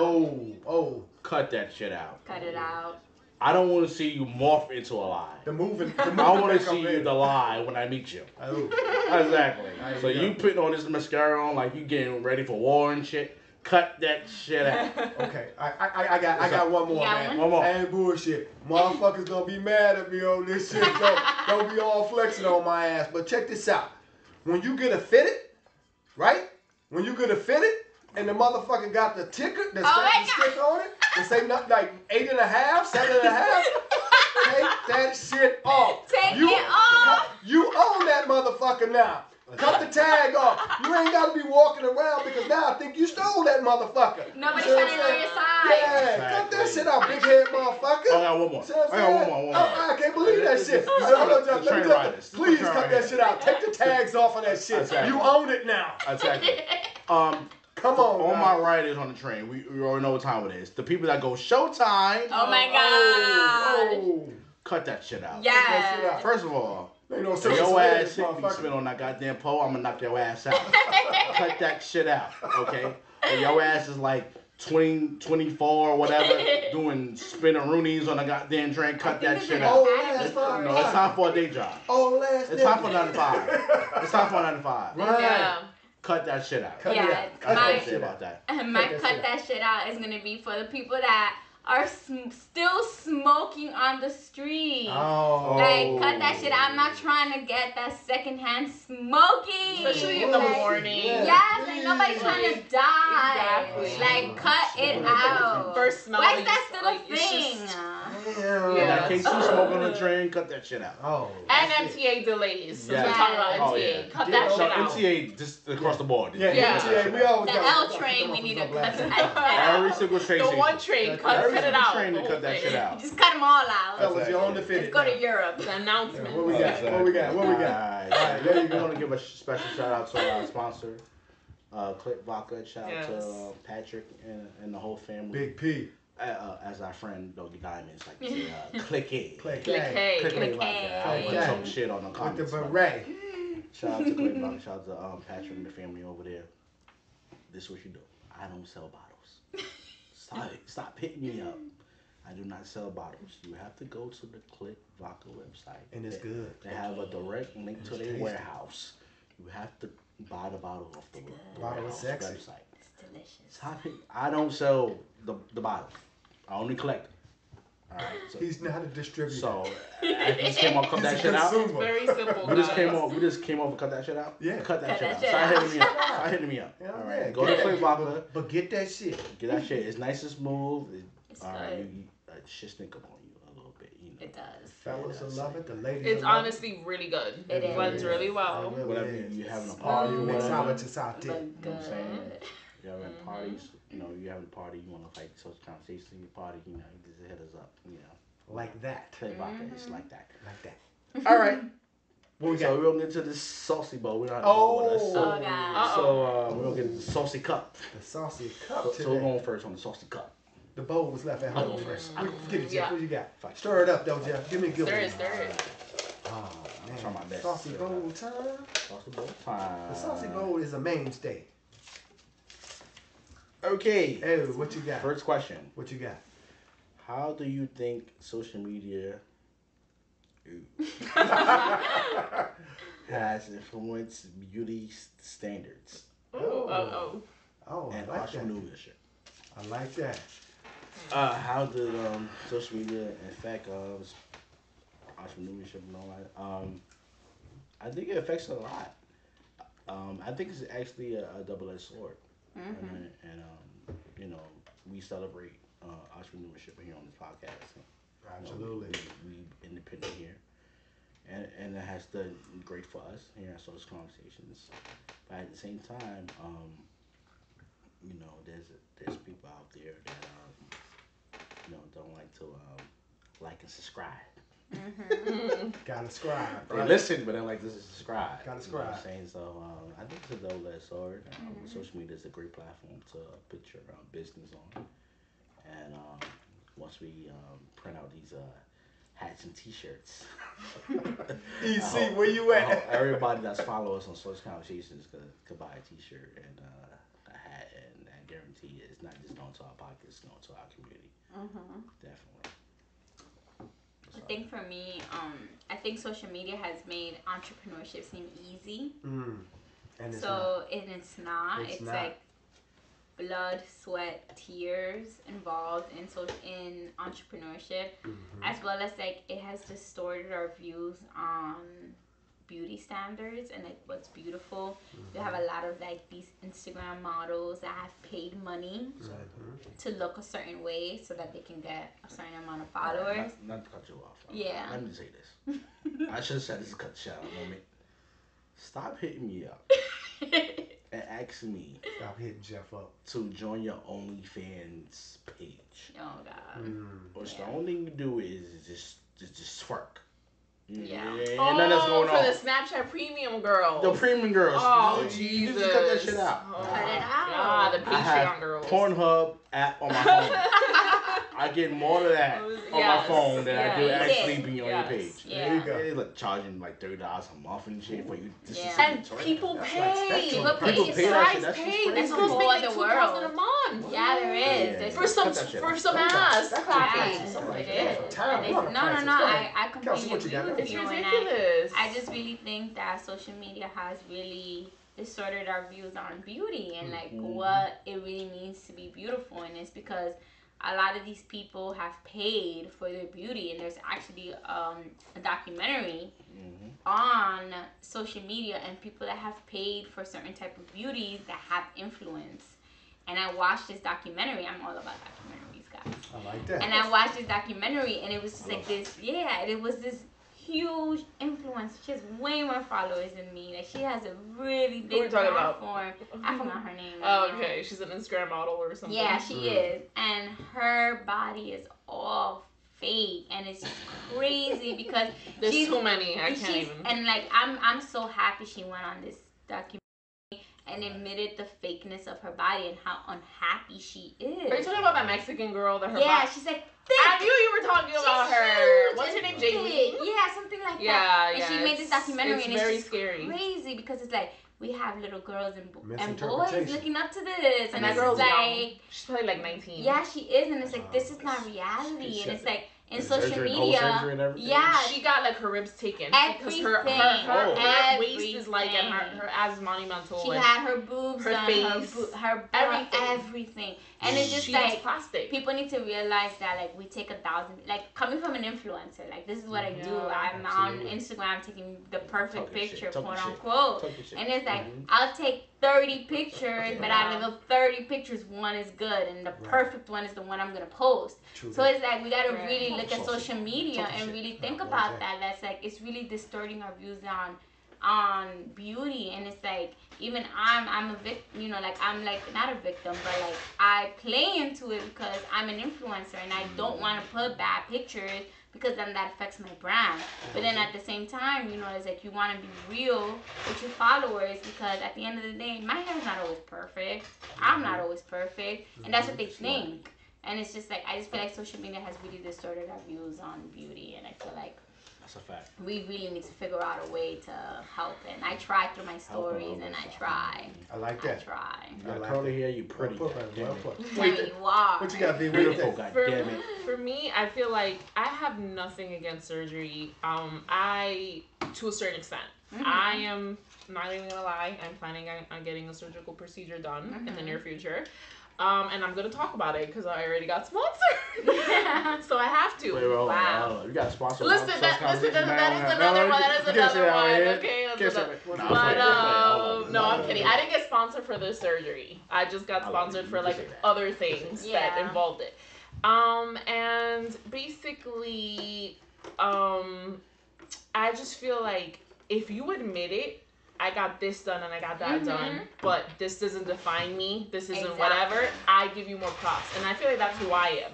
For me, I never really cared about taking a perfect picture or a nice picture. I just because I am a micro influencer. I'm sorry.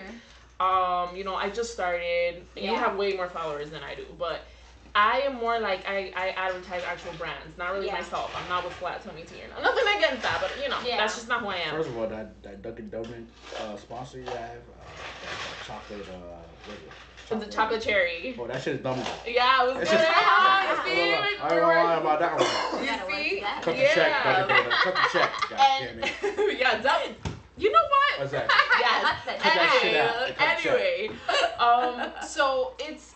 I just care more about the quality of the photo, the actual product being advertised, not really me so much. If I have to advertise myself, I will, but I'm not really that type of person. Like, I don't even like taking selfies. I feel like that's weird. I'm like I just don't. But again, like when it comes to surgeries, it's like there's nothing wrong with like trying to make yourself feel prettier or whatever, or like. But don't lie. And don't. I feel like there is such a thing as BDD, body dysmorphia disorder. Yeah, if it gets to that point, and if you're pushing yourself to get a surgery because of what your boyfriend, your husband, your parents, or society told you, then that's wrong. Yeah. Because I can say from a true testament, my boyfriend doesn't even want me to get this. He's like, why? Like, what for? Like, other people are like, and that's when you know that I'm doing it for the right reasons. Yeah. So that's like a big factor that we need to like think about. But that's it. That's all I have to say about. But you know, as far as social media, like I said, I'm like a first grader on social media and shit like that, But as far as like the photos that people put out and all that, I would say just make sure that it's a true representation of yourself. You know what I mean? Because I think a lot of people get caught up in like the catfishing and shit like that. Hey, I'm posting this picture and this is what I look like with all with all the filters and all this shit and all this, and then you meet the person in person and it's not that person, and then there's some issues and so again, if you're doing something for yourself, you need to empower yourself. You need to make sure that you are good with yourself. If you need to do that. That's fine with that. I'm game with that. But I would say that just make sure that you're being honest with the public and make sure that you're just being, saucy. You see what I'm saying? Being forthright. Yeah. And as far as entrepreneurship, I gotta go with my homegirl, guest Kilsi over here. I don't think the shit is easy at all. It's not. I had a lot of great ideas, man, and I just haven't been able to get out the gate with that shit. I'm not an influencer. I love to influence your ass, but you see what I'm saying? But it is tough, and so it's a grind. If you think it's easy, it's not. If you're gonna get out there with true purpose and just be true to yourself. Yeah. All right. Next question. All right. Our next next go. question is. What you got? Do you consider the HBO series Game of Thrones? I already like it. I already like it. Oh, Already know over there already. Soft porn. shit. Alright, it's on you. Who are you? What do you think? Listen, okay, you guys are gonna hate me. You ain't the only one. You don't watch it. I don't do like not that shit. watch the Game of Thank you. I don't watch it. What's your feel Okay, about okay. Give me like a bomb or something. Or Yeah, a pause button. God damn it. There. He Okay, you doesn't don't. want to. All right. Okay, so I don't He's feel with that you on bad. that. Yeah, All we're right, not saucy bomb real 50%. quick. Okay, Not listen. saucy bomb real Yeah, quick. Yeah, exactly. Okay, so the first time that Game of Thrones came out, I tried to watch it. I got through the first 5 minutes, and I just like it wasn't really my thing. And then I never watched it. Right now, everybody's obsessed with it, and now I feel left out. No, don't feel that way. But then at the Don't same feel that way, time, no. they're really long episodes. Yeah. So it's like I really can't spend 45 minutes. Right. That's what Watching he an said, but he episode. got into it. But you know what? But I have put it on my to-do list for the summer. Okay. So once I'm done teaching, I'll have my whole What summer off. are you saying? I am going to watch the Game of Thrones. And then maybe I can answer this soft porn question. But today, I cannot answer it. It's on hold, ladies and gentlemen. It's on hold. I'll pass it down to the side of the room that does Wow. watch Game of Thrones. I've been watching Game of Thrones for a very long time. I am definitely a fan, and I think it's more than soft porn. I think It's hardcore? What? I don't think it's hard. It's not hardcore. Hold on. It's soft There was porn, some though. Medium porn? episodes. It's not hardcore porn, not Pornhub, but listen, it's so bad that you go to Like that Pornhub.com choking and and shit? all of the videos are there. You literally put game. You don't even have to spell it out. You just put G and it says Game of Thrones. Okay. I didn't know that. Now you know. Yeah, I think there's a lot of. I wouldn't say. Yeah, it's definitely. There's a lot of pornography in there, and it's like I wouldn't even say pornography. It's just sex. It's like sex. real raw. That shit is porn. Sex. I don't even fucking know. But you know what? It's HBO. Yeah, of course. It's just. So it's like you gotta pay to watch it. But Everybody now we know got G-string Netflix. diva and all that. And Now let we me tell you got something. Netflix. It Real is. sex. And, I mean, not Take the Netflix. V out, what you got? Hope. It's Hulu, right? It's Hulu where you can watch it, right? I'm not sure about who. That's But All I know is like That's it's whole HBO. TV. You're That's supposed to hilarious. pay for Yeah. it, right? So Yeah. it's HBO. It's Forgive them all. it's in the kinky side of Yeah. Pornhub, okay? Because there's a lot of scenes in that show that's like, It feels holy freaky. shit. Yeah, shit is freaky. It's You know, freaky. I'm just gonna say, like, you know, I grew up watching King Arthur and all that shit. I ain't never seen them motherfuckers at nights at the round table and all that shit.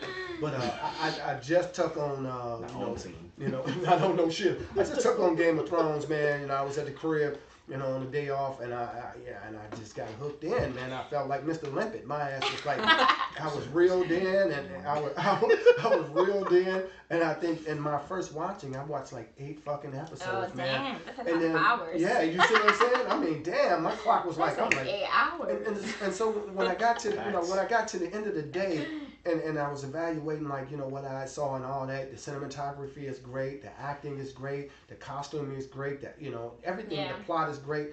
But when it all sunk in, I was like, damn, this is soft porn. You know? And that was my question. And it is soft porn. And for all you motherfuckers listening out there, you can tell your woman whatever, especially fellas, come on now. You know, oh yeah, I like this because all the nights and all that shit. No, No, shit. You know you what? You know why you like Titties it. everywhere. Yeah, you like Titties for everybody. it's tatas. Titties for everybody. Yeah. And then they even have some things swinging out there. I'm Yeah. like, whoa. Right, you know. Yeah, and so that's bold. But anyway, you know, I've started watching it. I'm gonna keep watching it. Not for the soft porn part of it, but sort of. But I enjoy it. But I just wanted to pose the question just to see what listeners thought, because in the end, that shit truly is soft porn, and I can't believe that HBO got away with doing all Nah, that it's shit. HBO. They I go mean, with it's it. HBO. It's Yeah. I do whatever. paid. It's a Yeah. paid television network. HBO's Yeah. known to be a little Okay. raunchy. Yeah, so- they are. They are known Okay. for that. Yeah. Okay. Like if it was yeah. at like a ABC, then Yeah. Yeah, NBC. Oh no, the network. But it's yeah, it's a paid network. I would like to see where they go with like Game of whatever after that. Yeah, you know. So, but anyway, great question. Yeah, Game of Porn. That is Part Game two. of Porn Part 2. I will watch it in the summer. Yeah. Everybody know me. You been listening to the first episode. You know how I feel about God. What you got, Jeff? Game of Thrones. hate that shit. One day you'll change. I hate that Trust me. shit. Come on, Did you Jeff. watch it actually? Jeff, you gotta take in I the watched the episode. first season. Winter is coming, baby. I watched the first season of Game of Thrones. Man, let me give it a chance. I watched it. And Neck and my dad said that's exactly what it is. So I started watching it. Neck and Because Matrix. it's so fun. I hate medieval shows and movies. I Me hate it. too. I hate Robin Hood. Me too. I hate Game of Thrones. King Arthur. I hate King Arthur. Right. All the medieval shows. I hate them. I don't know. It's like a The weird Count of time, Monte Cristo. right? Yeah. I love that shit. I don't know about it. They don't call it the Dark Ages for no reason. Exactly. Nah, that shit was wild. That was the Everyone Viking wanna know You want to about know why it. they Keep it call in it the dark? dark. You want to know why they call it Dark Ages? Yeah. Why? It was dark people ruling at that time. Yeah. Ah, that's why. The And the Moors. people They hated it. that was in the toughest times, which is the Europeans, that was in the That's toughest when the times of Dark Moors- Ages. Mhm. That's why they call it the Dark Moors. Ages. There was people called Moors. The Yeah, Moors, the yeah. Moors. And they was ruling at that time, and they actually taught the Europeans how to uprise and how to, But they show that Make in up Game their of own. I Thrones. would love to see. I'm surprised they do. I would love to see the Moors out They there show slinging that. their thing out there. So that medieval shit. Yeah, that would be some shit That there. I Yeah. know it does. Medieval stuff makes you feel like a little weird, right? Oh yeah, I've been to medieval times before. Me too, I me had too, a me confident. I've been there. I had a confident medieval time because I asked for a beer, they gave me a Pepsi.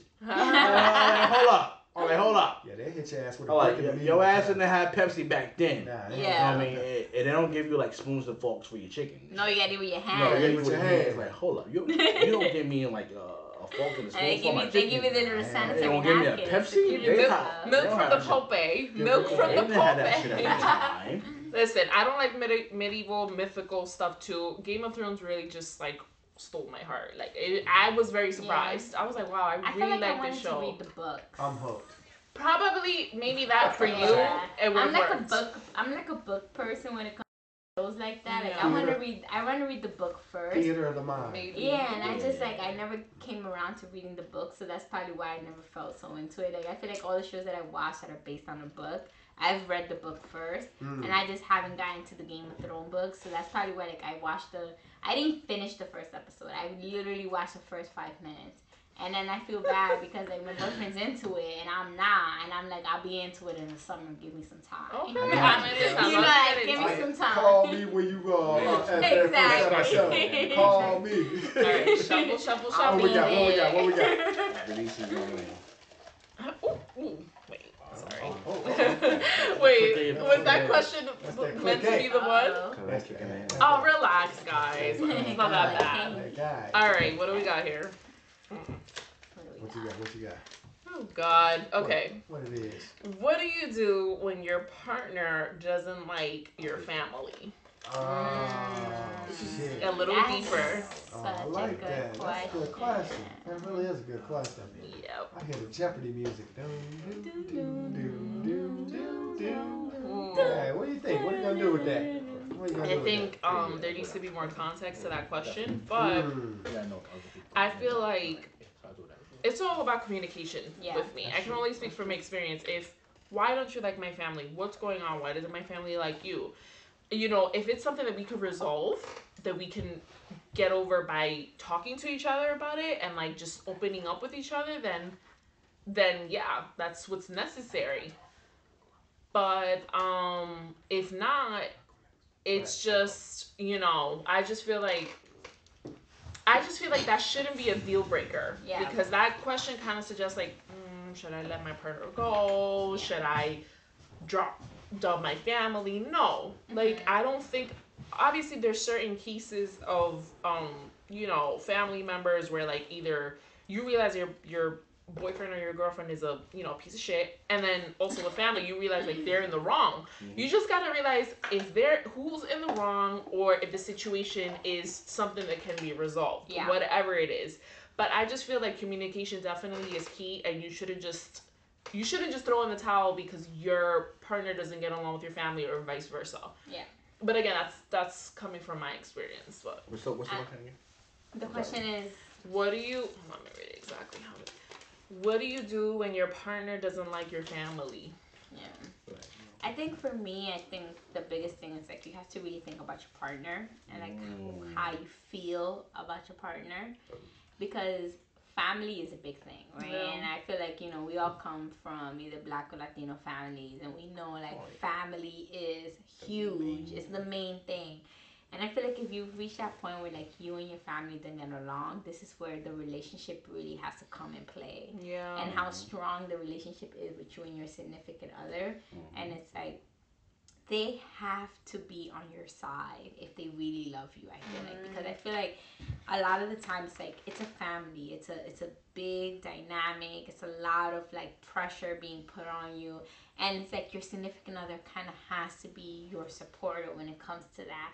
And it's like, and if that person can't be your supporter, then it's like it's just not like the right relationship for you. Definitely, because yeah. family can be overbearing, family can be very intense, family can be, you know, have completely different cultures from you. You know, where it's like you can grow up very religious and the other person is not, and then like they meet you and they're like, why you're not religious, or like why you are religious, and it's like this whole big dynamic thing. But I feel like once the foundation is strong between you and your significant other, then it's like it not that it doesn't matter if the family doesn't like you, if you don't get along with the family, but it'll make it a lot easier to be able to get along with the, to be able to accept the fact that the family doesn't love you, or like the family doesn't want you, because you know you have your significant other's side and like back. You know, one day they will. Yeah, you one know, day like, they will. You know, like you will never have to like wonder if they had to pick between their family and me, they'll pick their family. It's more like, okay, if something came to a point where he had to pick or she had to pick, I know they will hold me down, right? Because they love me and they know what I stand for and they know that I'm better in their life. So I feel like that's like the biggest thing when it comes to that question is like, does your significant other love you enough, or love you, you know, to the point where you understand that you feel comfortable that if there was an issue between you and the other and the family, that you will still have a healthy relationship. And I feel like that's the biggest thing, because family can really, really like affect your relationship. So like that's my answer to that question. Good answer. I'm lost. Oh my God. Want me to go? I'll go. I'll read it. I'll read it again. Yeah, it's right, because you just okay. It's such a good question. What do That was you really do? deep. Yes. I had to like When- came right at the top. Right. Off the top, what What's do you up? do when your partner does not like your family? All right. That is like, It's such a tough I've been in this question. situation before. I'm gonna just say that if your family don't really like the person you with, you just gotta give it time. Time is a major player in this. All I'm gonna say about that is that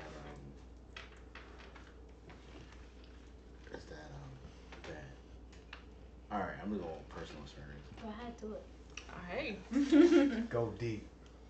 So the mother of my children have a good relationship.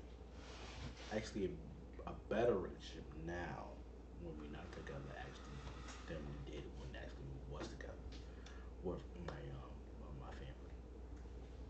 And the reason because of that is because there was a lot of emotions part of that, because I'm like the only boy in the family. And to my mother, it's like, I'm my only son. Right. And that's kind of hard to give up. Right. Makes sense. To actually be engaged with this woman at the time. And it actually was difficult, but it took a lot of time for them to get to know each other. Right. And actually figure out the pros and cons that they have. And it could actually work out. We hope it could. we definitely hope it can. It can actually work out if you actually give it a chance to. Right. Now, if your mind is already made up, that shit is that's like relationship about. Right. But if you actually give it a chance to make it work out, have conversation every day with each other. Hey, it's just a simple like every day, how you doing? Right. And, do you need anything and all that stuff. It's not just so much a little moon like, hey, when you bringing the boys over, or when you bringing you know, when you're coming over with the boy, it's more to add on to it. Right. You know? So I think if you have the proper relationship with that person, then it can actually work out. Yeah. Now, if you don't, then Get ugly. It can get really ugly. Yeah. That's when the courts get involved, and that's just you know, All right. a marathon. I'm gonna speak on it like this, like, you know, the question was a good question. I thought I heard a different question before I left out, but if your partner doesn't like your family, that's different than your family not liking your partner. If your partner doesn't like your family, to me, your partner don't necessarily like you, because you are a part of your family. You are a product of your family. You see what I'm saying? And so, you know, I can see getting my family on board and liking the girl that I bring to the crib, you know, if they kind of iffy to begin with. But if I'm with a girl and she ain't liking my whole fucking family, that's a red flag for me. It just is. It just is. Because I'm one person. They're a group of people. When you say family, that's a lot of motherfuckers. Now, you don't like mama, daddy, aunt, uncle, cousin, sister, brother, all them motherfuckers? What the fuck is wrong with you now? You see what I'm saying? So now I gotta take a look at you on the real. That's on the real. That's real talk from me. And so, you know, I don't know, you know, where to go from there, because I haven't experienced that before. I've experienced the other side where I've, you know, come into a person's family and they been like, well, who the fuck is this guy here? You know, he dealing with my daughter and all this old shit. And in the end, I went out because I know who I am. I'm a quality type ass motherfucker. But for a person to come in and be digging me and grooving on me and we getting down and she liking what we doing and all this shit, and all of a sudden I introduce her to sister. Who's that bitch? Brother? Who is that motherfucker? Uncle? Aunt? And then she don't like nobody? That's something. There's a red flag for me. So I gotta check with her, and I gotta check with us on that relationship, because you know, that shit may not go any further. Tell the truth, because I've never been in that situation, and I would hate to be in that. But if you don't like my family, that's who I am. Yeah. So if you don't like them, you don't like me. Yeah. Exactly. That's kind of where I come from. That's a good point. You know? Yeah. Oh, it's on me? Yeah, it's on you. Oh, look at that. Whoa, right on time. I'm right on time. I'm right on time. I'm gonna close my eyes on this one. Okay, what I got? Let me see what I got in here. Shit, this is going back to some Kmart shit. But this is, have you ever stolen anything? If so, what was it? And do you consider yourself a thief for stealing that whatever you stole? Oh my God. Jesus. Have you ever stolen anything? And do you consider yourself a thief for stealing it? You know, I have stolen. I stole like a motherfucker, but I haven't stolen a lot of shit. You know, I don't believe in stealing. I really don't. I think you can have anything you want in this world without stealing. You know, they talk about, you know, the 10 Commandments and all that shit. Thou shalt not steal. I don't think a motherfucker should have to steal.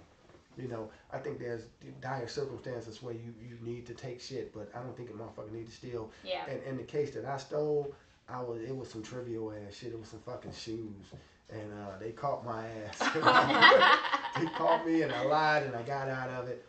And my aunt told me what I'm saying right now. She said, "Dad, you know, damn, baby, you don't need to steal anything.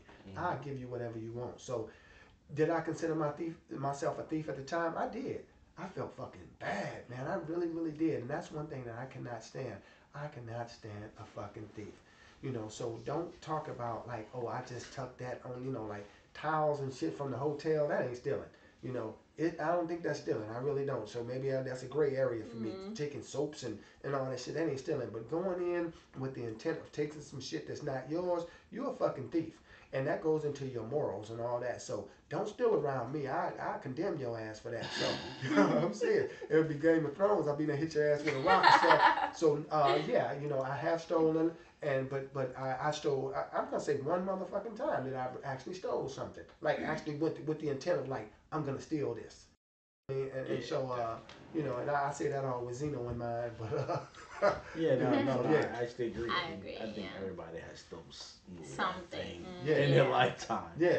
You know what I'm saying? That doesn't make you a bad person, but it's just like Not a bad person, it but could a be fucking. the But Who asked that question? That's what. That was my ass. Who's the op? No, I'm kidding. Yeah, that was me. But I didn't think that is, everybody steals something at one point. You know, it could be a dying need.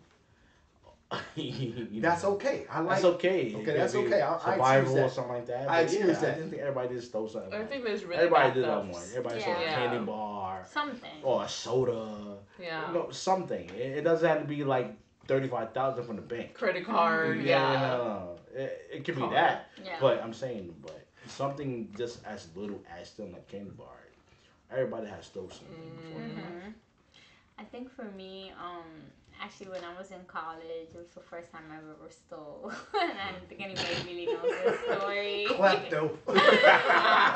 It was the first time. It was in Walmart, and I stole some bathing suits. I'm not even gonna lie. I stole some bathing suits. It was the end of the semester, and it was for no reason because I had money. I just nobody was watching, and it just seemed like a thrill thing. I've always been like a really follow the rules type of girl. And then I was just like, let me just see how it feels to be a bad girl.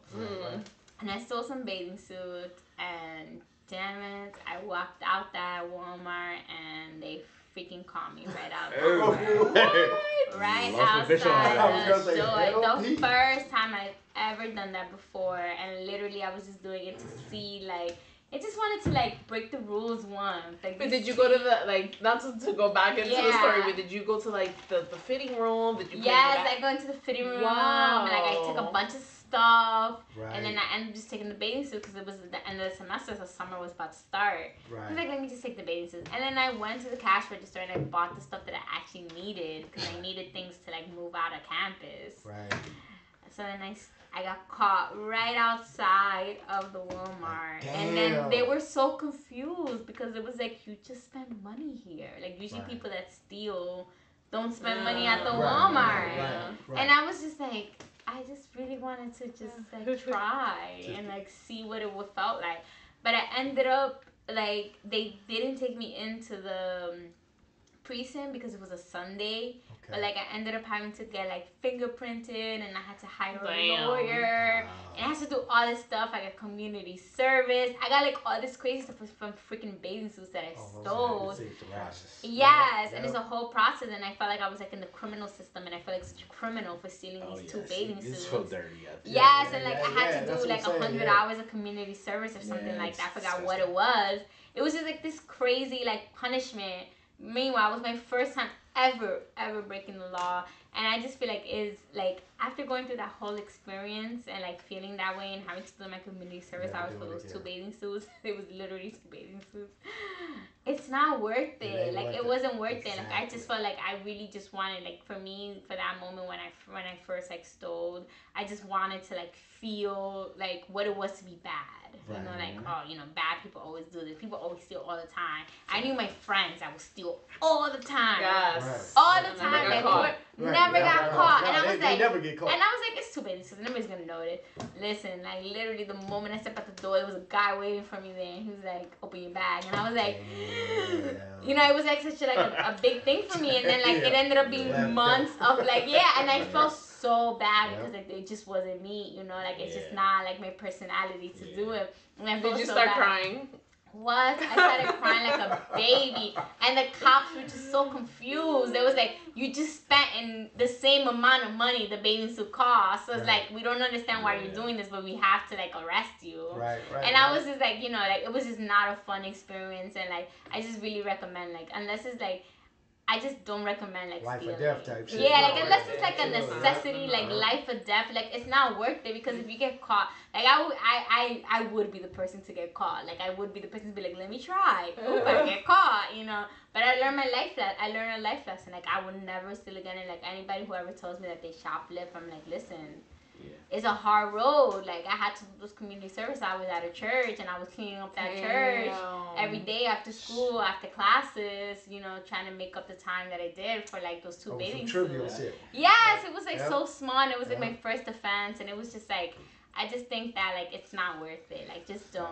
Well, you know what's funny? The first time I ever stole was bathing suits too. Yeah, it's bathing suits. Like you're trying to cute for the summer.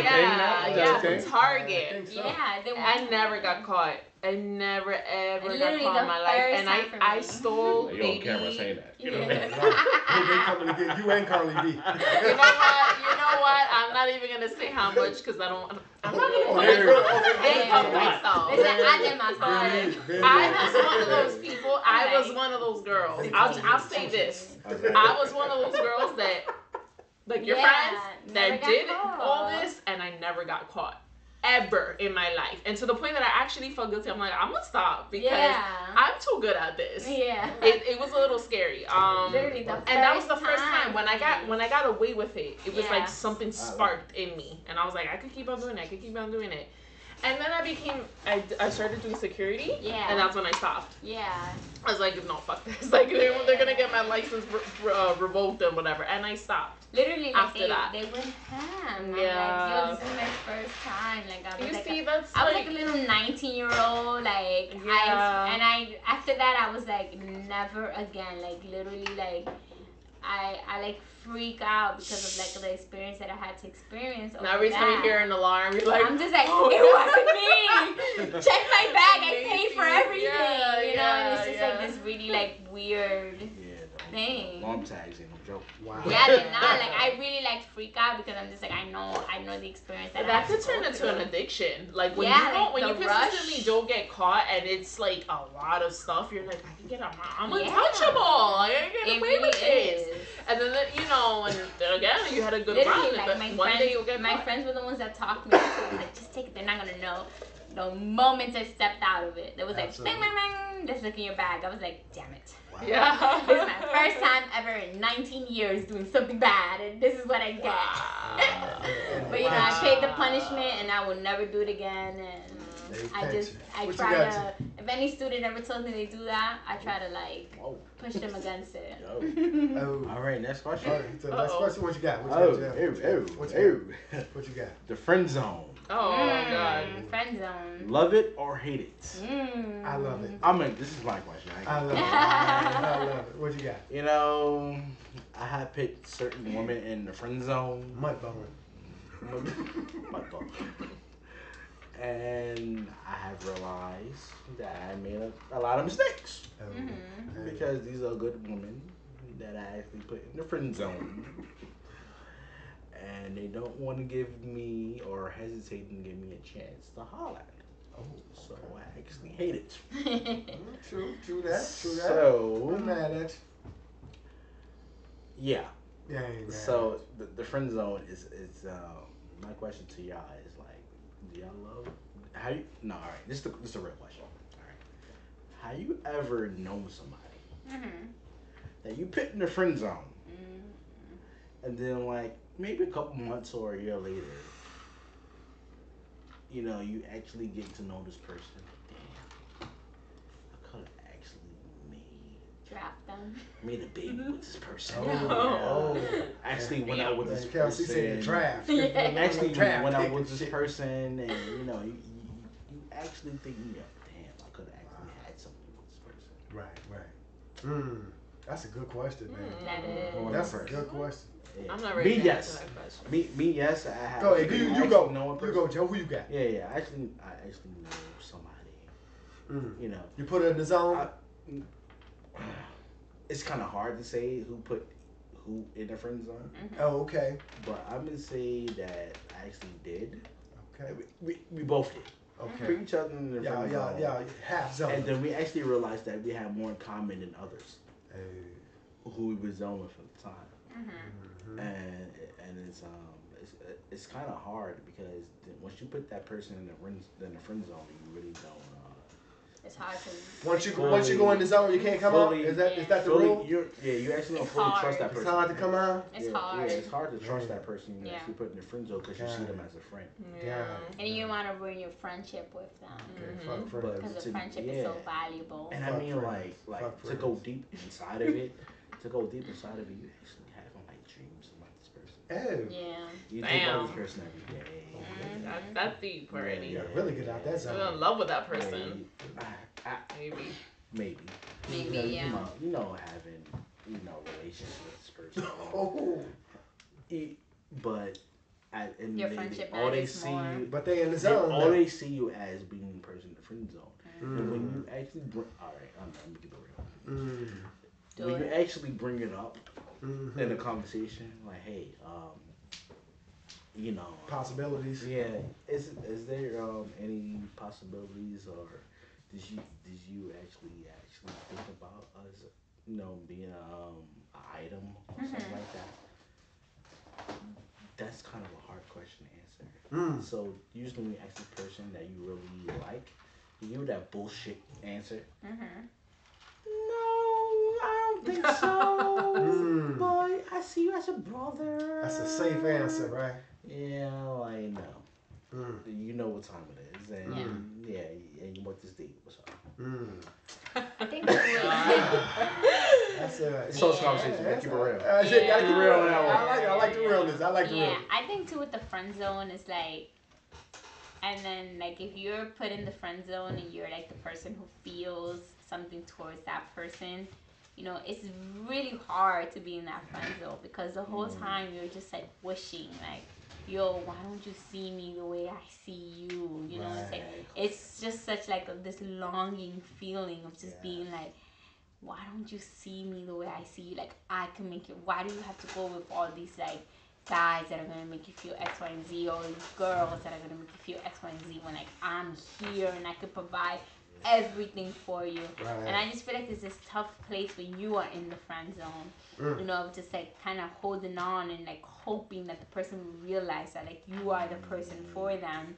And it's just like this hard like you're in this limbo where it's like where you're like in this place where you're just like you really feel for the person, but at the same time it's like you'd rather like be their friend than have them not be in your life forever. So you'd rather just be there like longing versus like not be in their life at all. And then it's like when you're on the opposite side of the friendship zone where you put somebody in the friendship zone, you're just like, our friendship is just too important to like the what if. So it's like the what if insignificant because the friendship is so important. And it's like there is a what if there and like you want to try it out, but it's like the friendship is just too important, so you rather just like disregard the what if and stick to the friendship. So it's like this whole weird feeling when the friend zone is just like this like a balance beam. Yeah, it's like this weird place it's like to some weird be. Place to be. Like you really like this person, but you're like, like we seen the candidates that you had lined up, and like these motherfuckers ain't for you. Yeah, and then, like, but I'm the right like, person for you. But what if it doesn't work out? Exactly. And then you're like, what if? And then we ruin the friendship. Yeah. I'm gonna throw a monkey wrench on this. What if it does? Grease me up. What if you're friends with someone who is from your same sex and you didn't know that they went that way? And they're your best friend. All right. And they're in love with you. Yeah. So that happens a lot. That does. Right, that happens a lot. That does. That's what I'm talking about. Well, actually, at my high school, especially with girls. Yeah, that actually happens a lot. Like at my high school, we had some promposals this week. Where it was like two girls that were just friends, and one of them actually like really liked the girl. And they like promposed her because they really felt that strong connection to her, and the girl said yes as a friend because like they were still interested in like a guy, but it's like that whole idea of like that friend zone is just confusing to anybody, same sex, different sex. It's just a confusing place to be. That's just confusing itself. Being in that type of environment. I'm talking about me. Yeah. Damn it, I'm talking about me. Do it. I feel you. It's hard. It is. Right? It's hard because you have female friends out there that you really like, and your female friends like you, Right. and you actually have conversations with your female friends. What if you have that? What if conversation you have with your friend? Mm-hmm. You know, like what if you was to like give it a chance? Would you think it would actually work out? I don't know. And then like, some of them will give you a real answer, yeah. but some of them like. So this working, you my this brother. working out. This working out, is it working out as a relationship or just like a one hit thing? You know. Has anybody been in the friendship zone? I wouldn't test that. Yes, I have. You know, I've been in the friend zone and I never know it. Right. Yeah. I had to realize it myself. You know, I'm like, wait, hold on. Like, she's saying she like me. Right. And she's feeling me. Right. But once that brother thing come in the conversation, You're like a brother. You're like a brother to me. Yeah. I can tell you everything. Well, yeah. I'm gonna say this is true talk. This is all bullshit aside. And ever since I've heard the term friend zone, you know, I play basketball. I love basketball, and there's a zone. You know, if you hear basketball players talking about a zone, when your ass, you can't miss, you can't, you know, you're hitting everything that's open, your dribbling is going well, and everything is going good. The friend zone is a whole fucking different zone. It's that's like the fucking Twilight Zone for me. You see what I'm saying? And so, you know, when I first heard that term, you know, I'm gonna admit I love women. I do. I'm a married man. I got kids. I love women. I've always loved women, and I even my friends growing up, you know, my motherfucking band, my friends, and all that shit. You see what I'm saying? And so I'll get to the fucking zone and I'll knock on the door, but I ain't going in because, you know, for me, I don't want to be in that zone because, you know, not that I want to be with your ass, not like that, not at all, you know. But if I'm feeling you like that, and you know, and obviously the attraction might be mutual. You know, I might want to be with you. Yeah. Fuck that. You know, it might be a one-time thing. You see what I'm saying? So I'm not entering that zone. I'm not crossing that threshold. I'm just not. You see what I'm saying? We can be cool from afar. Hey, yeah, we cool like that. As long as you say we cool like that. That's your fucking zone. That ain't my zone. Yeah. Because you know, the click vodka. I love, and the lights dim low enough. No, not like that. You see what I'm saying? Yeah. But that's real talk. Things get a little fuzzy. Yeah. But that's real fucking talk. And I've been in that zone before. And I'll give you a quick example. I was a community college and shit like that. KC, if you're listening, I know you're not. You know, one of my cool ass friends. We were in community college, and his girl came over, and I was cool with his girl, and me and my guy was like cool as hell. And he was like, you know, he was doing some other things outside of her. And so she came over and it wasn't a you know, retaliatory type, you know, spite type thing, and we was cool, and she was like, well, where is he at? Is he coming back? Is he coming home tonight or what? I'm like, fuck, I don't know, you know what I mean? So I can take my ass to bed. And so eventually, you know, we ended up, you know, doing that thing, and I was like, shit. Did I feel bad about it? I did, but I didn't give a fuck. Not to be like that. You see what I'm saying? Because I hadn't committed to being her friend like that. Because she was an attractive girl, and granted, that was my guy. But he was out fucking somebody else. And so here this woman is, and you know, and it was her as the initiator. So yeah. So that said, I'll go to the door. I'll fucking knock, but I ain't going in. I think any young guy would have like not like that. In that. You know what I'm saying? But that's just true talk. Yeah. Well, unbeknownst to me, maybe I've been put in the friend zone. I don't know, but I've never put anyone in the friend zone. Like once I felt like we were friends, or you were untouchable, you were unavailable, I didn't like trick myself because I know how I am and I know how deep my feelings and my emotions can go, and I'm like, I'm not gonna like. I know where this can go, and it's gonna be a little possessive. So I'm not even gonna go there, and I just like out of sight, out of mind. Even if that means an unfollow or whatever. Yeah. That's it. You know. Yeah. Okay. All right. What? I don't even know what a bowl is. It's you. No, it's you. It's me. Yeah, it's you. Man, that was a deep question. That was. Oh yeah. Meow. For real. That was a great the next question is. That was a really good question. It's a long question. Oh, what question is that? Name a weird sexual fetish that you might have to try that you might have tried? Example, toe sucking, golden showers. Aw. God damn it. Who wrote that? I did not. Dad, I know that's you. I know that's you, Dad. Oh, shit. Oh, Oh, my God. Me? Yeah, it's I the have to start this one? Yeah, You first. Yeah. What golden shower? What is that? Oh my god, what is a golden shower? What is R. that? Kelly. You really don't know what a golden shower is? I Oh, wanna God. piss with you. I'm Oh my I'm mad that I know god. it. I just learned something new today. Wow. Drip, drip, drip. Be honest. Any fetish. Any fetish. Fetish, you could be anything. I guess I would say like massage. Like I'm really into massages. But isn't that more like a fantasy? Issue. I don't know, Instead but of I a guess fetish? I guess it's like if it's a if I had to pick a fetish, I would pick massages.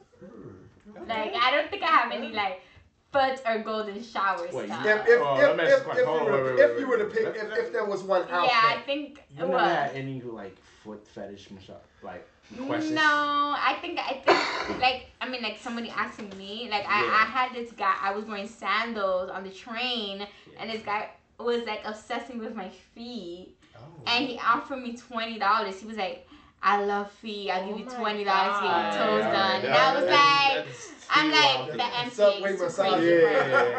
Yeah. But if I were to pick any like sexual fetish, I would say massages. I'm really into those. Okay. Yeah. Okay. Damn, guys, I have a few fetishes. I'm not gonna lie. Yeah, I don't. I think I could say them. I think people are gonna be like, "What the fuck?" Nah, say this one. It's real. I have a lot of Yeah. fantasies, so I'm trying not to like put them in this What you got? the same situation. Okay. I'm taking notes. Oh man. What you got? Come on now. Yeah, give us the lightest one. Oh man, I don't. What's My the one? parent. First one to pop to your mind. What's the most incriminating one? I know. All right. She's the least. All right. This action. Mhm. Do your boyfriend have a foot fetish with you? He actually doesn't, but he likes my feet. Mm. Like he really, but Like, he plays doesn't with have a it, foot like, have fetish. massages Yeah, but he doesn't He has a have. foot fetish. That toenail sucker? Does he suck your toes I already? plead the fifth. Yes, he did. But He's that's not my fetish. Once he sucks your Honestly, toes, it's a foot fetish. oh, Yeah, that's it. man. It's a Listen, foot fetish. let's just say that I'm very aggressive in the bedroom. Ooh. I am very aggressive. I have fetishes like I Game I'm of that Thrones. person. Like I am. I'm not gonna say exactly what it is, but I like to act and I like role play. I like that. And your imagination can run with that. Oh, but goddamn. It is what it is. It just is. That's it. Like Done that? you could not be yourself for an hour. or Jon so. Snow. That's true talk. You know, like I don't have any fetishes, but you know, if I was to ever try one, and I probably never will able to get one, is you know, people talk about dominating my people and shit like that. You know, I'm an aggressive motherfucker. You know what I mean? So you know, I ain't about like being dominated. You ain't getting me. You ain't beating my ass and no shit like that. You see what I'm saying? But yeah, you know, if I was to really go out on a cliff, if it was a one-time thing and everybody was in agreement of it, I'd love to dominate me a motherfucker, you know what I mean? On the real, like, you know. So you like to dominate on your own terms, not nobody dominating you. Oh yeah, that's what I'm saying. No, Okay. no, You do no, it. no, motherfucker ain't putting no You're choke. gonna have people in chains. Yeah, no, Yeah. motherfucker ain't putting no choker on me. There's so many weird You know what I mean? fetishes. You know, Yeah. and all that old Yeah, shit. yeah. But But you know what? I think that's the that beauty of it. yeah, that's Yeah. I think the dominating thing. I think that's more of a natural Yeah. thing. You know, for a Yeah. man to be wanting to be dominant. I won't go into all the particulars and shit like that. You know? Yeah. Ropes, chains, and shit. You know, but yeah, I would go that route. But I definitely couldn't go on the other end of the spectrum and shit like that. Like motherfuckers say handcuff, you ain't handcuffing me to shit. You know what I'm saying? You know, but on the other end, I'd like to, you know, if I was at an extreme, I'd like to do that shit if somebody could handle it. You know, I know, you know. Yeah, well, I'm gonna stop right there. Exactly. Yeah, with me, I have like a foot fetish thing. Yeah. A foot? You gotta have foot. You gotta have like pretty feet. I'm like Eddie Murphy Boomerang. I was just gonna say that boomerang shit. I think that's like the Great most feet. normal fetish, Yeah, to I be think that honest. is. Yeah. That's like the first thing with me. Yeah, I think Yeah. that's Like it. if I sleep with you, you know what I'm saying? Like I'm definitely putting them covers over. Like I'm looking at your feet. Like oh, you gotta have pretty feet. Yeah, That's of what I'm course. Nah, I think that's normal. You suck Yeah, toes? yeah. But with me, yeah, I do. Oh, you suck toes? Yes, yes. Oh. But it has to be clean. So what I do, okay. I'm just going a little Sound like deeper sucking a inside of finger? it. What I do, I like to clean the toes off. Oh. You know, and a little soap and water. Okay. I don't know where your feet be. All right. So what I do is, Clip the you nails. know, get a soap and rag. You know what I'm saying? Hot water. Clean it off a little bit. Oh shit. Okay. You know. And What I'm learning. this is some conversation.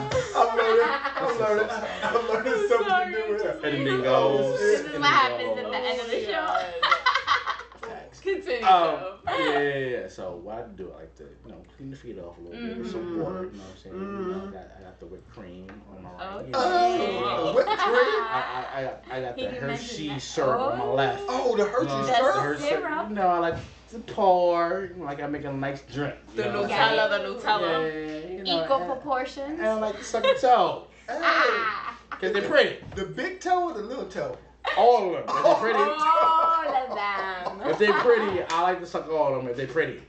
Like, Yeah. it's got onions and bunions and all that Oh. shit. Yeah, I gotta scrape something off on something. Ew. Gotta use the. Like it's molded bread and shit. I gotta scrape that shit. You know how we do back in the day? Like, you scrape the Absolutely. ball off the bread and shit. Ew. No, I don't. No, I ain't going like that. Shit, but you got toast, whipped cream, Hershey syrup, Little caramel. a little caramel, Oh. sprinkles, Cherries.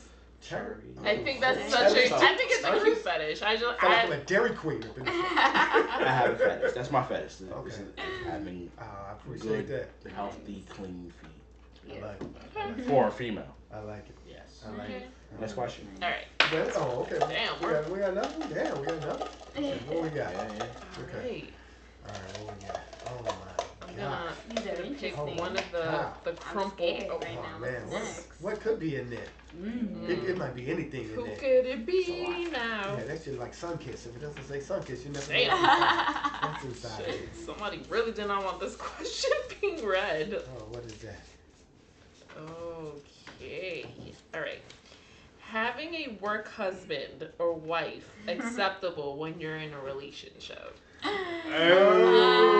would like to answer that question. Oh, It's that's on you. No, that's a good wait, let's question. open these first. He's got the Yeah, question. yeah, That's a you go, good you go. question. Yeah. though. We only Because that's a lot of that second, going around now. Yeah, there is. It is. It's on you, Denise. What you gonna No. What you gonna do? I'm sorry. I don't think it's acceptable. Oh, I Oh, think oh. there is a work mom, a work dad, a work sister, a work brother. I know it sounds boring and do? lame, Sorry. but a work husband or work wife. Obviously, you're gonna find women attractive in your job. You're gonna find men attractive, but right. for you to actually be like, because I've seen this at work where like somebody will be like, oh my god, and literally the guy to the girl and she's like, stop, and like it's like there comes, especially if you're wifed up, if you're married. Listen, not with me, okay, because you know damn well I would be like, get the f off me. What was it? But I I'm think I just should. saying, that like there is. It's like I said, it's fine to be a little playful with your coworkers. Right, like right, you, right. sometimes you just Oh. like them. You find them attractive. You're like, damn. Like if I wasn't wifed Yeah. up, you'd be my wife. Yeah. Dude, But Boo-boo. that's what I'm saying. like The friend zone. Yeah. the friend zone is fine. I just feel like there's people push it. And they really it's like to the point that you actually really like them. Like you really like them, and like you're trying to like go Somebody home named with talked them. about mine. I ain't gonna say it. I ain't gonna say it. I just, I don't even want to know. But I'm just saying that like, It's not so to be. uh, That's what I'm saying. oh my God, stop. Yeah. Stop. Yeah, that's why I want But to you say know it. who I'm talking about, and you know how he At the is. job, yeah.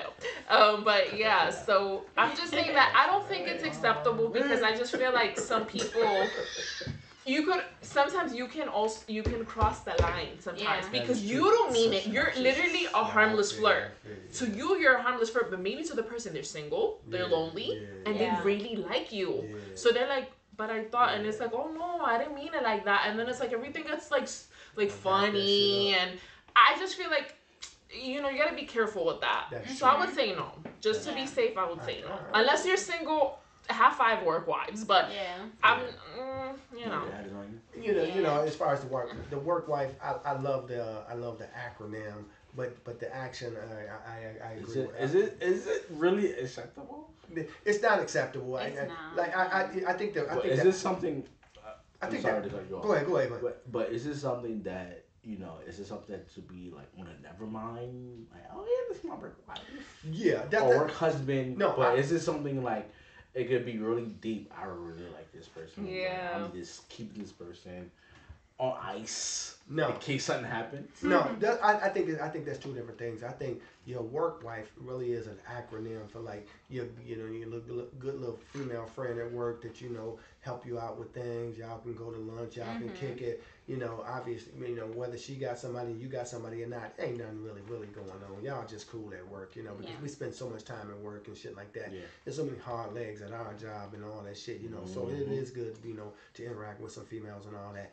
When you get into talking about that's my boo boo and I'm trying to get with you after work and do all these type of things, that's called a fucking affair. You see what I'm saying? And so that's a little different, and especially if it's somebody that's pushing up on you that you trying to be cool with them and give them like work wife or work husband, like the acronym, if they going too far, then you kind of got to break them down and be like look here, motherfucker, it ain't going off like that. You see what I'm saying? So I got at the acronym job, I got several motherfucking you Jeff, you know how we do, man. You know how we do. I'm next, right? Yeah, it's a bunch of cool ass females in the job that help us get things done, that are cool, that we like yuck up and all that, and we got the code of conduct. Ain't no hugging. Motherfuckers be hugging, kissing, and giving smooches and all kind of shit, but ain't nothing going on, and ain't nobody expecting nothing to go on. So that in itself is all good. I ain't hating on that. That shit been my whole career. Yeah. It just really has. It's just all about, I ain't no Matt Lauer. I ain't fucking, lock and started. No, I ain't trapping no motherfuckers. No. Because I know that if I came to them in a crazy ass way, they'd let me know that ain't shit going on. So we all keep it above water and all that. But once it get to be too serious, or if it get to be too heavy from one point or another, you gotta cut that shit out. Yeah. Well, it's my turn, right? Yep. Yep. Let me say this.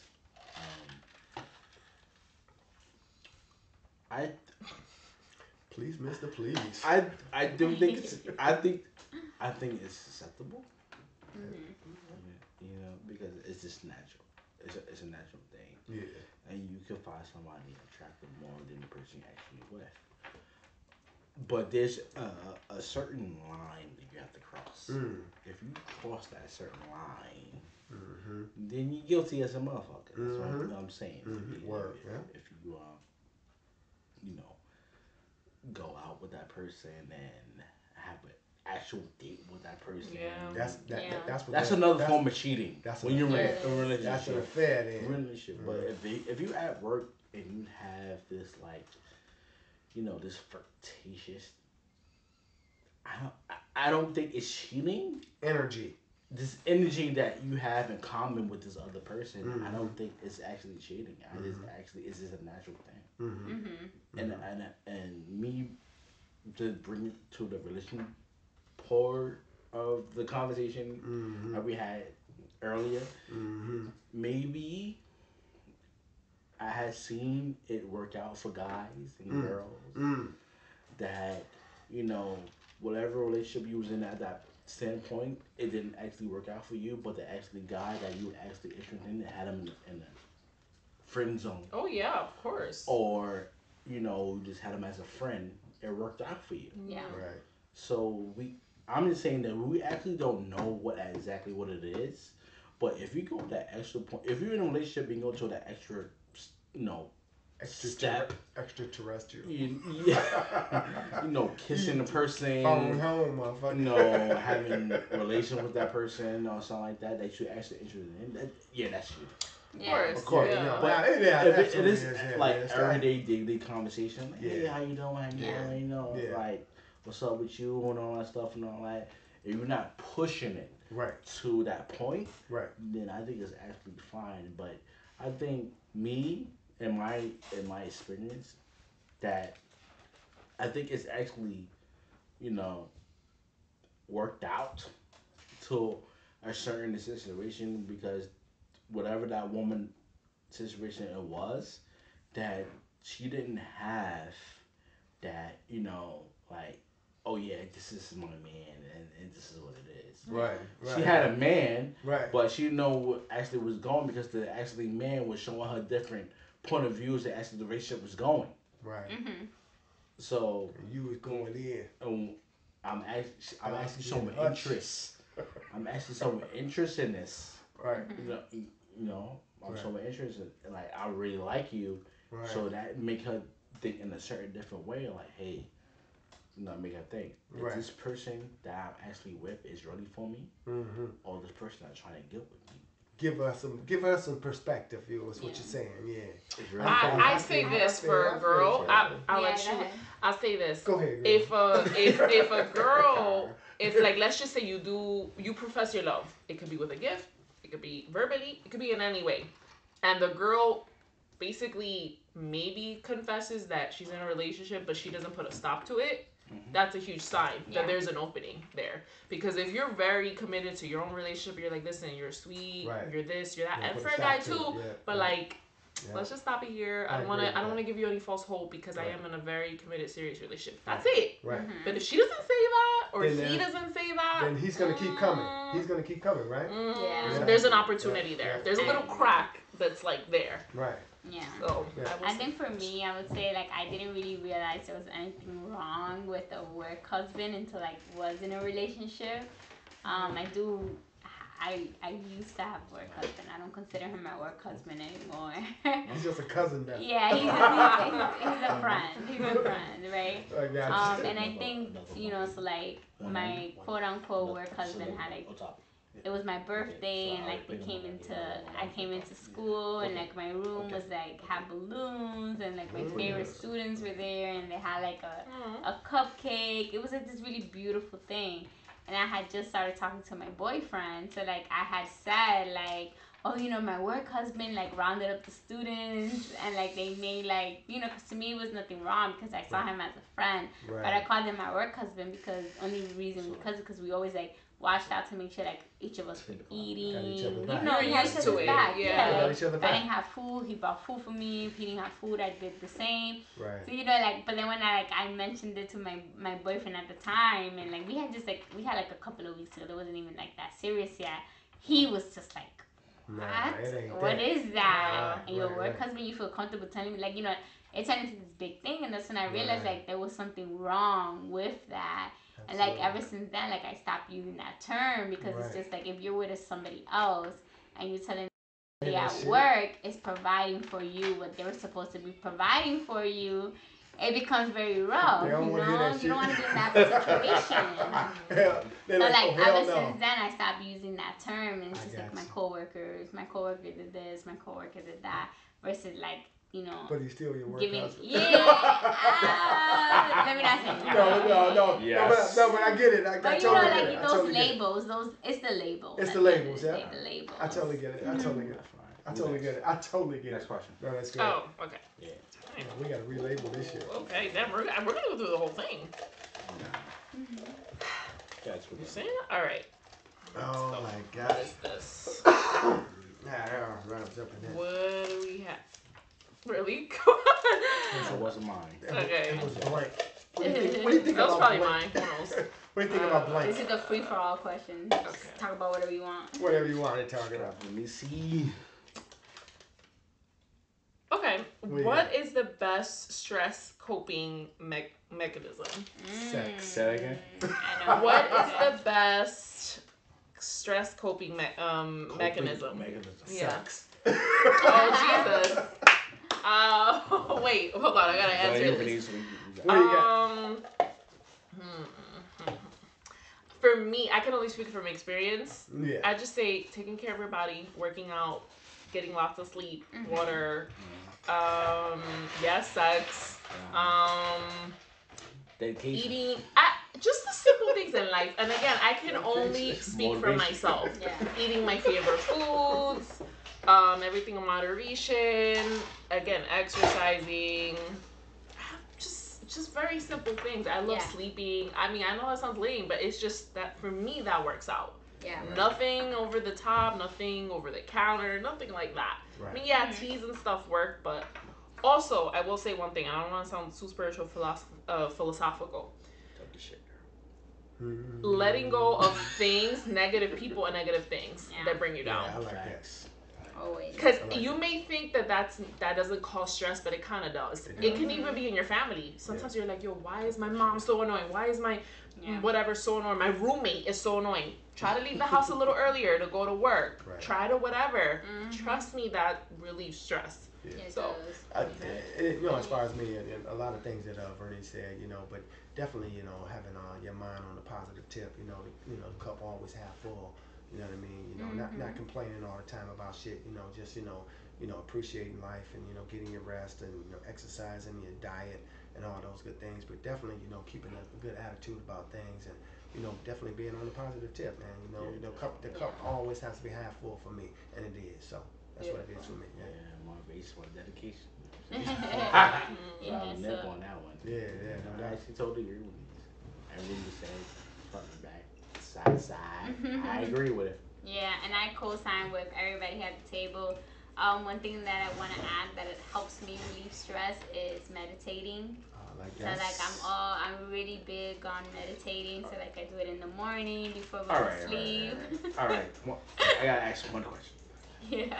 oh no. I mean, not just for you, but just for everybody at the panel. Good. Is masturbation the part of meditation? Oh, wait. No. Oh, it's not. So it's different. So like when you meditate, it's more focusing about your breathing and like sending energy to like certain parts of your body that need like that specific aspect of it. Right. I breathe a lot. I never meditated. I've do always wanted to masturbation. try it. I do a lot. If you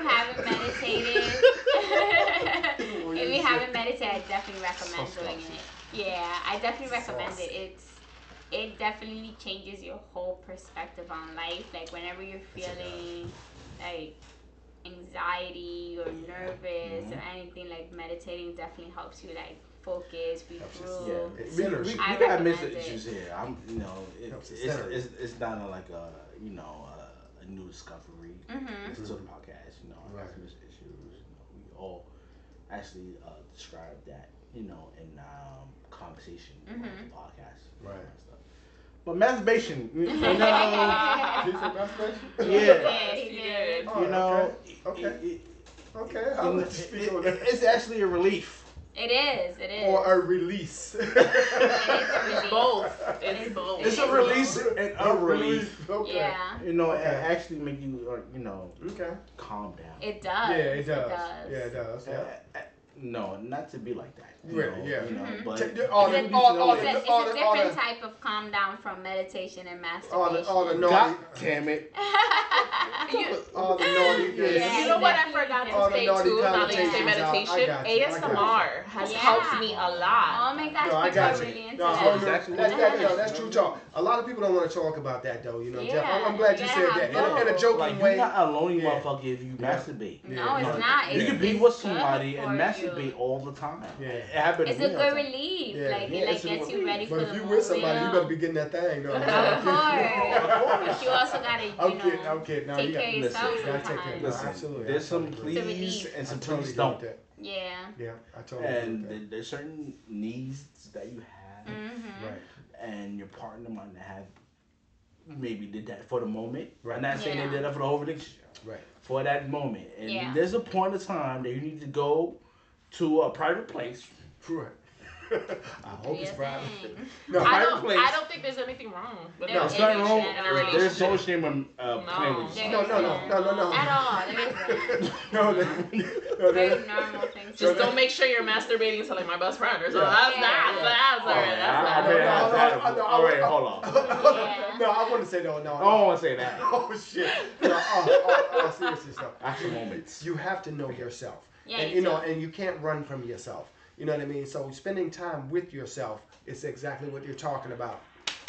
you know, spending time with yourself is what you're talking about. You know, whether it's doing that or just meditating or whatever it is, because you know, if you don't know yourself, if you don't know yourself, you don't know anything about anything else. So you know yourself. So that's exactly what you're talking about. It was in a funny ass way. Yeah, so you know, get that WBO shit. I'm time for two what more we got? questions. 2 more There's questions? only one more in there. Oh, one more question? Okay, I'm emptying this one out. Okay, I'm gonna say what is what this is. This one is for all marbles. For all you Ebonics people out there. Saucy bowl. It's the longest window. That's the longest saucy bowl, man. Yeah. Yeah. Okay, oh shit. I don't know what this is. This is a top top MCs of all time. Oh, that's what I Oh shit, top. I'm sorry for the typos. Top MCs. Top 5 MCs of all time. Oh, top 5. Who's your top 5 MC? Okay, top 5 MCs of all time. Oh man, I don't know. I'm gonna go with Kid Capri. That's not an MC. That MC? What do you mean no, MC? That's a DJ. Who you talking about? MCs, like who? rappers, like who? Nas, Jay-Z. Oh, that's a DJ. Hey, I got it. I told you I asked. I'm like, Kid Capri. I got. Alright, top 5 MCs like Nas, Jay-Z, okay, Melly Mel, or Kerrison One, or somebody like that. Who's gotcha. your top 5 MCs right now? Okay, I'm gonna come right off the top. It's rappers. I'm going with rappers. Okay, rappers. Okay, I'm going with rappers. I'm gonna go with Pac as my first guy, man. Number one. I love fucking Pac, and I love Biggie, man. Biggie number 2. I love fucking Biggie, and then I love a lot of motherfuckers don't know about. I'm gonna say them for a little longer, but I love Dre. Dre. I love motherfucking Dre. I love MC Quick. Quick. DJ Quick. 4. DJ Quick. I'm sorry, LA. DJ Quick. Damn. No, you can say DJ Quick. DJ Quick, LA. I love y'all. And then I'm gonna go. What's that? 3 or 4? That's 4. That's 4. I'm gonna have to go down with the Dirty South and shit like that, and I'm gonna have to go with like Master P and all that whole Master P. Ooh, that, big all that old dirty shit, all that Doo Doo Brown, whatever that was, because they came up late in the game for me, and that shit just kind of struck a chord with me. So, bless it up to all of them, and bless it up to motherfucking MC, man. I ain't bullshitting you. I would put him as my 6th man for real. All right? All the motherfuckers on the real. That's me though. All right. My top 5. What you got, Jay? Here we go. Where you got? All right. Number 1, Jay-Z. Yeah. Oh, I forgot Jigga down. Number 2, Pac. Oh yeah. Number 3. Who you got? Oh, I love Nas. Though Nas. Me No, too. hey, Queensbridge. No. Hey, I miss you, but I'm so sorry. Though, damn, I love you. You know I love you. Go ahead. Number 4. I gotta go with Biggie. Gotta love Biggie, man. Gotta love Biggie. Number 5. This is a ranch being thrown in the. What you got? I got Chuck D. Oh shit! I like Chuck that. I like that. Chuck D. Well, Public Enemy. yeah. I like that. Okay. Every brother in the brother. Flavor, where you at? Could be Beverly. You know what I'm saying? Where you That's at? Chuck D. Where you at? I like that. That's a good find, Jeff. I ain't bullshitting you. I like that. Big ups to Queensbridge too. My bad, Nas. Okay. Chuck on one. For me, it's Jay-Z. Ooh, that's number 1. Jigga. Number 2, I'm gonna go with Kendrick. Oh, Ooh. new school. I New really school. enjoy him. New school. Yeah, Number number 3, number 3. Number 3, I'm gonna go with Nas. Nice. Queensbridge. Queensbridge. Number 4, I have to J. Cole. Oh, new school, J. Cole. Okay, I'm And taking then that. I'm sorry, but Wet dreams. So I want to be blamed. I'm gonna go with Drake. Wait, don't play with that shit out. I'm sorry. You got the Canadian national anthem over there? I'm sorry, but I love Drake. But he's at the bottom. He's fine. Okay, so it's fair. That's I love fair. Drake too, but he is not my. I Okay, like that. Okay. he is not on my MC list. What you got, V? What you got? Who you got? The first one is Eminem. I love Eminem. Oh, I've been a big fan up. for I the hear that. I hear that. Motor City. I What hear you that. got going on, Tupac. Motor City? Tupac, them too. Pac. The third Bone Thugs and Harmony. Oh, Because hold up. I didn't throw in the group, but I made it corrupt really fast. Heard So that. I like them. Heard That don't count. I don't care. I'm putting them. That don't That's my count. entity No. list. No. How do they not No. count? That's easy shit. That's a group. Okay, but still. No. Okay, fine. Then Lazy my Bone. third is. Lazy You Bone. can pick somebody from that individual group. Lazy Bone. From that group. You could. All right. My Bone. third is Biggie. Biggie. My Okay. fourth is Lil Kim. I Okay. like Lil Kim. Okay. And my fifth.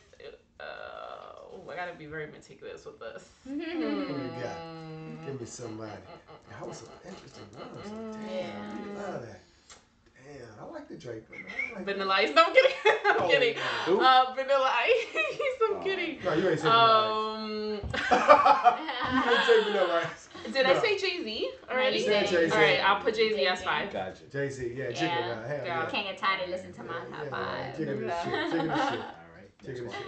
Chicken this shit. That's There's it. no more. We're One more. done. We got one more left. Oh, wait. no more. I was Oh, going to wait, say wait, wait. Outkast, but their group. All right. I got one more question. What you got? 5 minutes. All right. 5 Five, minutes. is that 5 minutes of one? Yeah, yeah, Okay, yeah, 5 5 minutes. minutes. That's a Houdini. I got one more That's a question. Houdini on their ass. For y'all don't know. Okay. What you got? This is the question. Give it to me. Go ahead. And gotta go. Yeah. She has to use it. I choose the bathroom. Oh, yeah, Shit. yeah. I know it's the cliquet. Yeah. I know what it is because I have to do Yeah. whatever Yeah. only Yeah. myself. I mean, No, wait, worry about it. Go ahead. Go. Go for it, man. Okay. All right. What we All got, right. John? All right. We're closing it out So here. the last question Yeah. is, this is the thing I want to talk about with everybody, is the Neverland thing. That's a good question. These motherfuckers got caught lying. Now, I want to hear anything else. Jimmy said, all right, go ahead. Jimmy said he got molested during the Neverland. Mike had the train station thing all set up in Neverland. Oh shit. He said he got molested in the Tickets train, and shit? but at the same time he said that he got molested in that train. He ain't get molested no train. He never. That train wasn't built yet. Did he have a So Metro car? HBO found out that was a lie. Right. Right. HBO pulled the documentary, pulled the Oprah interview, everything off. You go to HBO right now, you can't find it. You can't find Neverland documentary whatsoever. Right. I'm gonna say this. We know you was lying the whole time. Right. Damn. I mean, I fell asleep during the whole documentary thing. Right. Like the first 2 episodes, damn it, I had to watch it like 5 days and expand to watch that shit. It's just so boring. It was, how the woman say it? It was no tea spilled. It was no tea drinking. Oh yeah, there was the tea wasn't. Yeah. The tea wasn't The tea there. wasn't hot. Yeah. The tea wasn't there. You know, the whole Neverland thing. The shit wasn't popping. I fell asleep the whole time. The English and shit? And you know, with Oprah, you know, I have this love relationship with Oprah. I love her sometimes. Everybody does. And I hate sometimes. Yeah. Now, Oprah, this time I hate you. Oh shit. Oprah, I hate you because of this, because I love you. you ran for the money involving this whole documentary. You actually don't know how that case. They said the old director of the documentary said there were inconsistencies in the stories, but I still put it out there. I'm sorry. So Like, Michael Jackson is dead, and you still can't find anything in your possession to incriminate this man. right. Case is closed. Case closed. Yeah, I don't know, man. Like, you know, I didn't see the Neverland documentary. You know, I love Mike. I really fucking love Michael Jackson, man. I'm a Detroiter, and you know, I got a chance to see Mike at the Olympia Stadium. You know, when he came to Detroit, they used to be on like a little tour from Detroit to Milwaukee, Louisiana, Chicago, and all this shit. So, yeah, I love the old Mike and all that. And, you know, as he started to morph into, you know, whoever he was. All right. And We that all shit. know Mike had Right. mental issues. Right. He had fucking mental Childhood issues Yeah, and all that shit. He had a lot of But when it issues. comes to this case, this child molestation case, Right. I mean, goddamn. It's just, it's Yeah. about, I mean, yeah, the FBI investigated this man for 10 plus years. but Jeff, you know, Can't find nothing on this man. you know that they're gonna try to spoil Mike's legacy. That's what they're trying to do. Of course. That's what they're trying to do, man. And so, you know, a kid that had like crazy, like probably some mental issues coming up, you know, childhood entertainer. You can go look at Macaulay Culkin and all these young All of kids. them, yeah. All of them that They have came up, issues. they had issues and shit like this. And you know, for Mike, man, you know, especially when he's passed, gone, and all that shit, I'm giving Mike a pass. He left us with a lot of fucking music. Anything that was going on at the time, I blame the adults that was in the room at the time that didn't take, you know, action at that time. So in retro, fuck you. You know what I mean? Rock on, off the wall, bad, beat it. I fuck played all all that shit. On the way home, Yes, that's I'm the saying. Bronx. I Liberian girl. played nowhere. Yeah, all that shit. So yeah, Played Thriller and all that shit. So all that shit. Anybody that's coming out right now, you ain't digging into Elvis ass. Elvis once said, and I know all y'all motherfuckers in Tennessee. I love Tennessee. Come on, Tennessee. I love y'all Grand Ole Opry or wherever y'all at down there doing y'all shit. Tennessee said, you know, Elvis said all a black man could do was shine his shoes. You know what I'm saying? And Elvis got a lot of his influence from, like, you know, people of color. So come on, man, don't give me that. So don't try to start digging up Mike's shit and like throwing it out here now, like for ratings and all that. Mike was great. He had his issues. Fuck yeah. Play that shit, Jeff. Anyway, I'm giving Mike a pass, man. You know, if I'm Donald Trump, he giving out pardons. I'm giving Mike a pardon. Fuck it. Yeah, I think the biggest thing for me is just like it's hard to know what side you're on when he's not there to defend himself, you know? So it's like a lot of these stories could be he said, she said, and I just feel like because he's not there to actively defend himself, it's just like you don't know how much of it to believe, and it kind of sucks because you never want to like not believe a victim, but then at the same time it's like he's not there to defend himself, and it's like why didn't these documentaries and all these things come out when he was alive? Right. You know, when he could have been there to like fight against them. So it's just like, you know, you sit there and you watch them and you're just like, damn, he can't even like speak against this or defend himself. So you find yourself in that weird position where it's like you want to believe them, but at the same time it's like you can't believe them because you don't know the other side of the story. You don't know. And it's like at the end of the day, like I watch those documentaries and there's only one person to blame, and that's the parents. Yep. That's the parents. I watched one of them saying up. like they left their kid there and they went on a family vacation.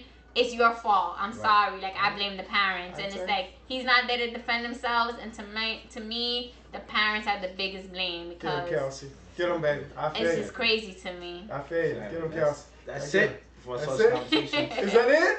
Yeah, that's episode Oh, 9. That's it. shit, yeah. We want to thank Wow. Podcasting Studios. This is a beautiful studio. That's our first time here, right? The first time here. The inaugural Ain't the last, voice. I'll tell you that one. You know what I'm saying? Shout out to Clay Vodka, our sponsors. Yeah. And shout out to Police come through. Did I say your name right? Kilsi. Kilsi, alright. Shout You out know what? I I'm forgive bad with you names. because Hey, you shout know out to Game the of engineer. Thrones. Shout out to the engineer Josh, though. Kilsi, shout out to you.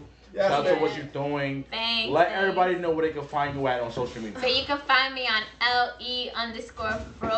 It's FROSIE. And you can also follow my business page, Afros and Rizos, which means curls in Spanish. I love that shit. I love that shit. So we have a winner for a giveaway.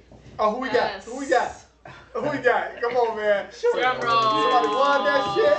You already know what it is. Who that won that shit? It's Liz. Oh! Miss Liz. In-town! Shout out to Detroit. Damn. You get the Beats Air headphones. You get a free bottle of Clip Vodka What's coming up, straight to cuz? you. Yes. Liz, thank you so much for supporting us since day one. She is so Definitely. consistent She's so listening to supportive. all of our episodes, commenting on all of our pictures. She even Damn. follows us individually on Go ahead, Instagram. go Like, ahead, you're a go true ahead. supporter. You deserve this. You really do. You earned it. Damn. So, congratulations to you. Can we last shout out? Can we get last shout out? Go ahead. Hey, I want to shout out Josh in the house and shit. You know what I mean? Oh yeah. Real engineer in the house, you know, holding that shit down for us. And just want to shout out, congratulations to Liz in the city. You know what I mean? Inktown, that's my hometown. You know, shout out to the D and go Pistons and all that good shit. Sir Nitty, you know, Lady G, everybody in the house. Shout out to Brooklyn and shit. Yeah, So big ups, y'all. Come back to episode 10 where we'll be here. Exactly. That's the end of this conversation. Oh yeah. Yeah. 9. We're getting close to our 1 year anniversary. We getting close, That'll be baby. happening in June. It's big things, so we're happy to be a Kilsi. part of it and everything. You know what I'm saying? Yes, yes. Dedication, my motivation. You know what I'm saying? I'm Shout out to digging that. Nipsey. I'm Rest digging in that. Nipsey. Shout out to Josh. Yes, Shout out to sir. my man Frank Nitty over there in the corner. Frank Yeah, did I it. see with the hat on, you know, and look Yes, like a sir. gangster on, like, Yes, sir. yeah. We done just In the taken house, home. baby. Just keep giving me this real shit, such conversations. Good shit. looking, Put 'em Jeff. on YouTube, Breathe. Facebook, Instagram. What's up? What's up? Money Mac in the house. Money Had Mac gonna be one such a today. good time. Shout out to him. Yes, sir. Shout out to everybody who been a part of social. Loving y'all. LATL, Italy. Shout out to Omar. Shout out Yes. to everybody who been a part of ATL, social. Cali. Shout out to Kat. Jamaica, Yes. And Florida. we We all the way episode to out, come. y'all. And MPLS. Just load the bases. We're gonna take it home, baby. Loaded bases, y'all. Yeah. Fort Greene, baby. Woo! Yeah.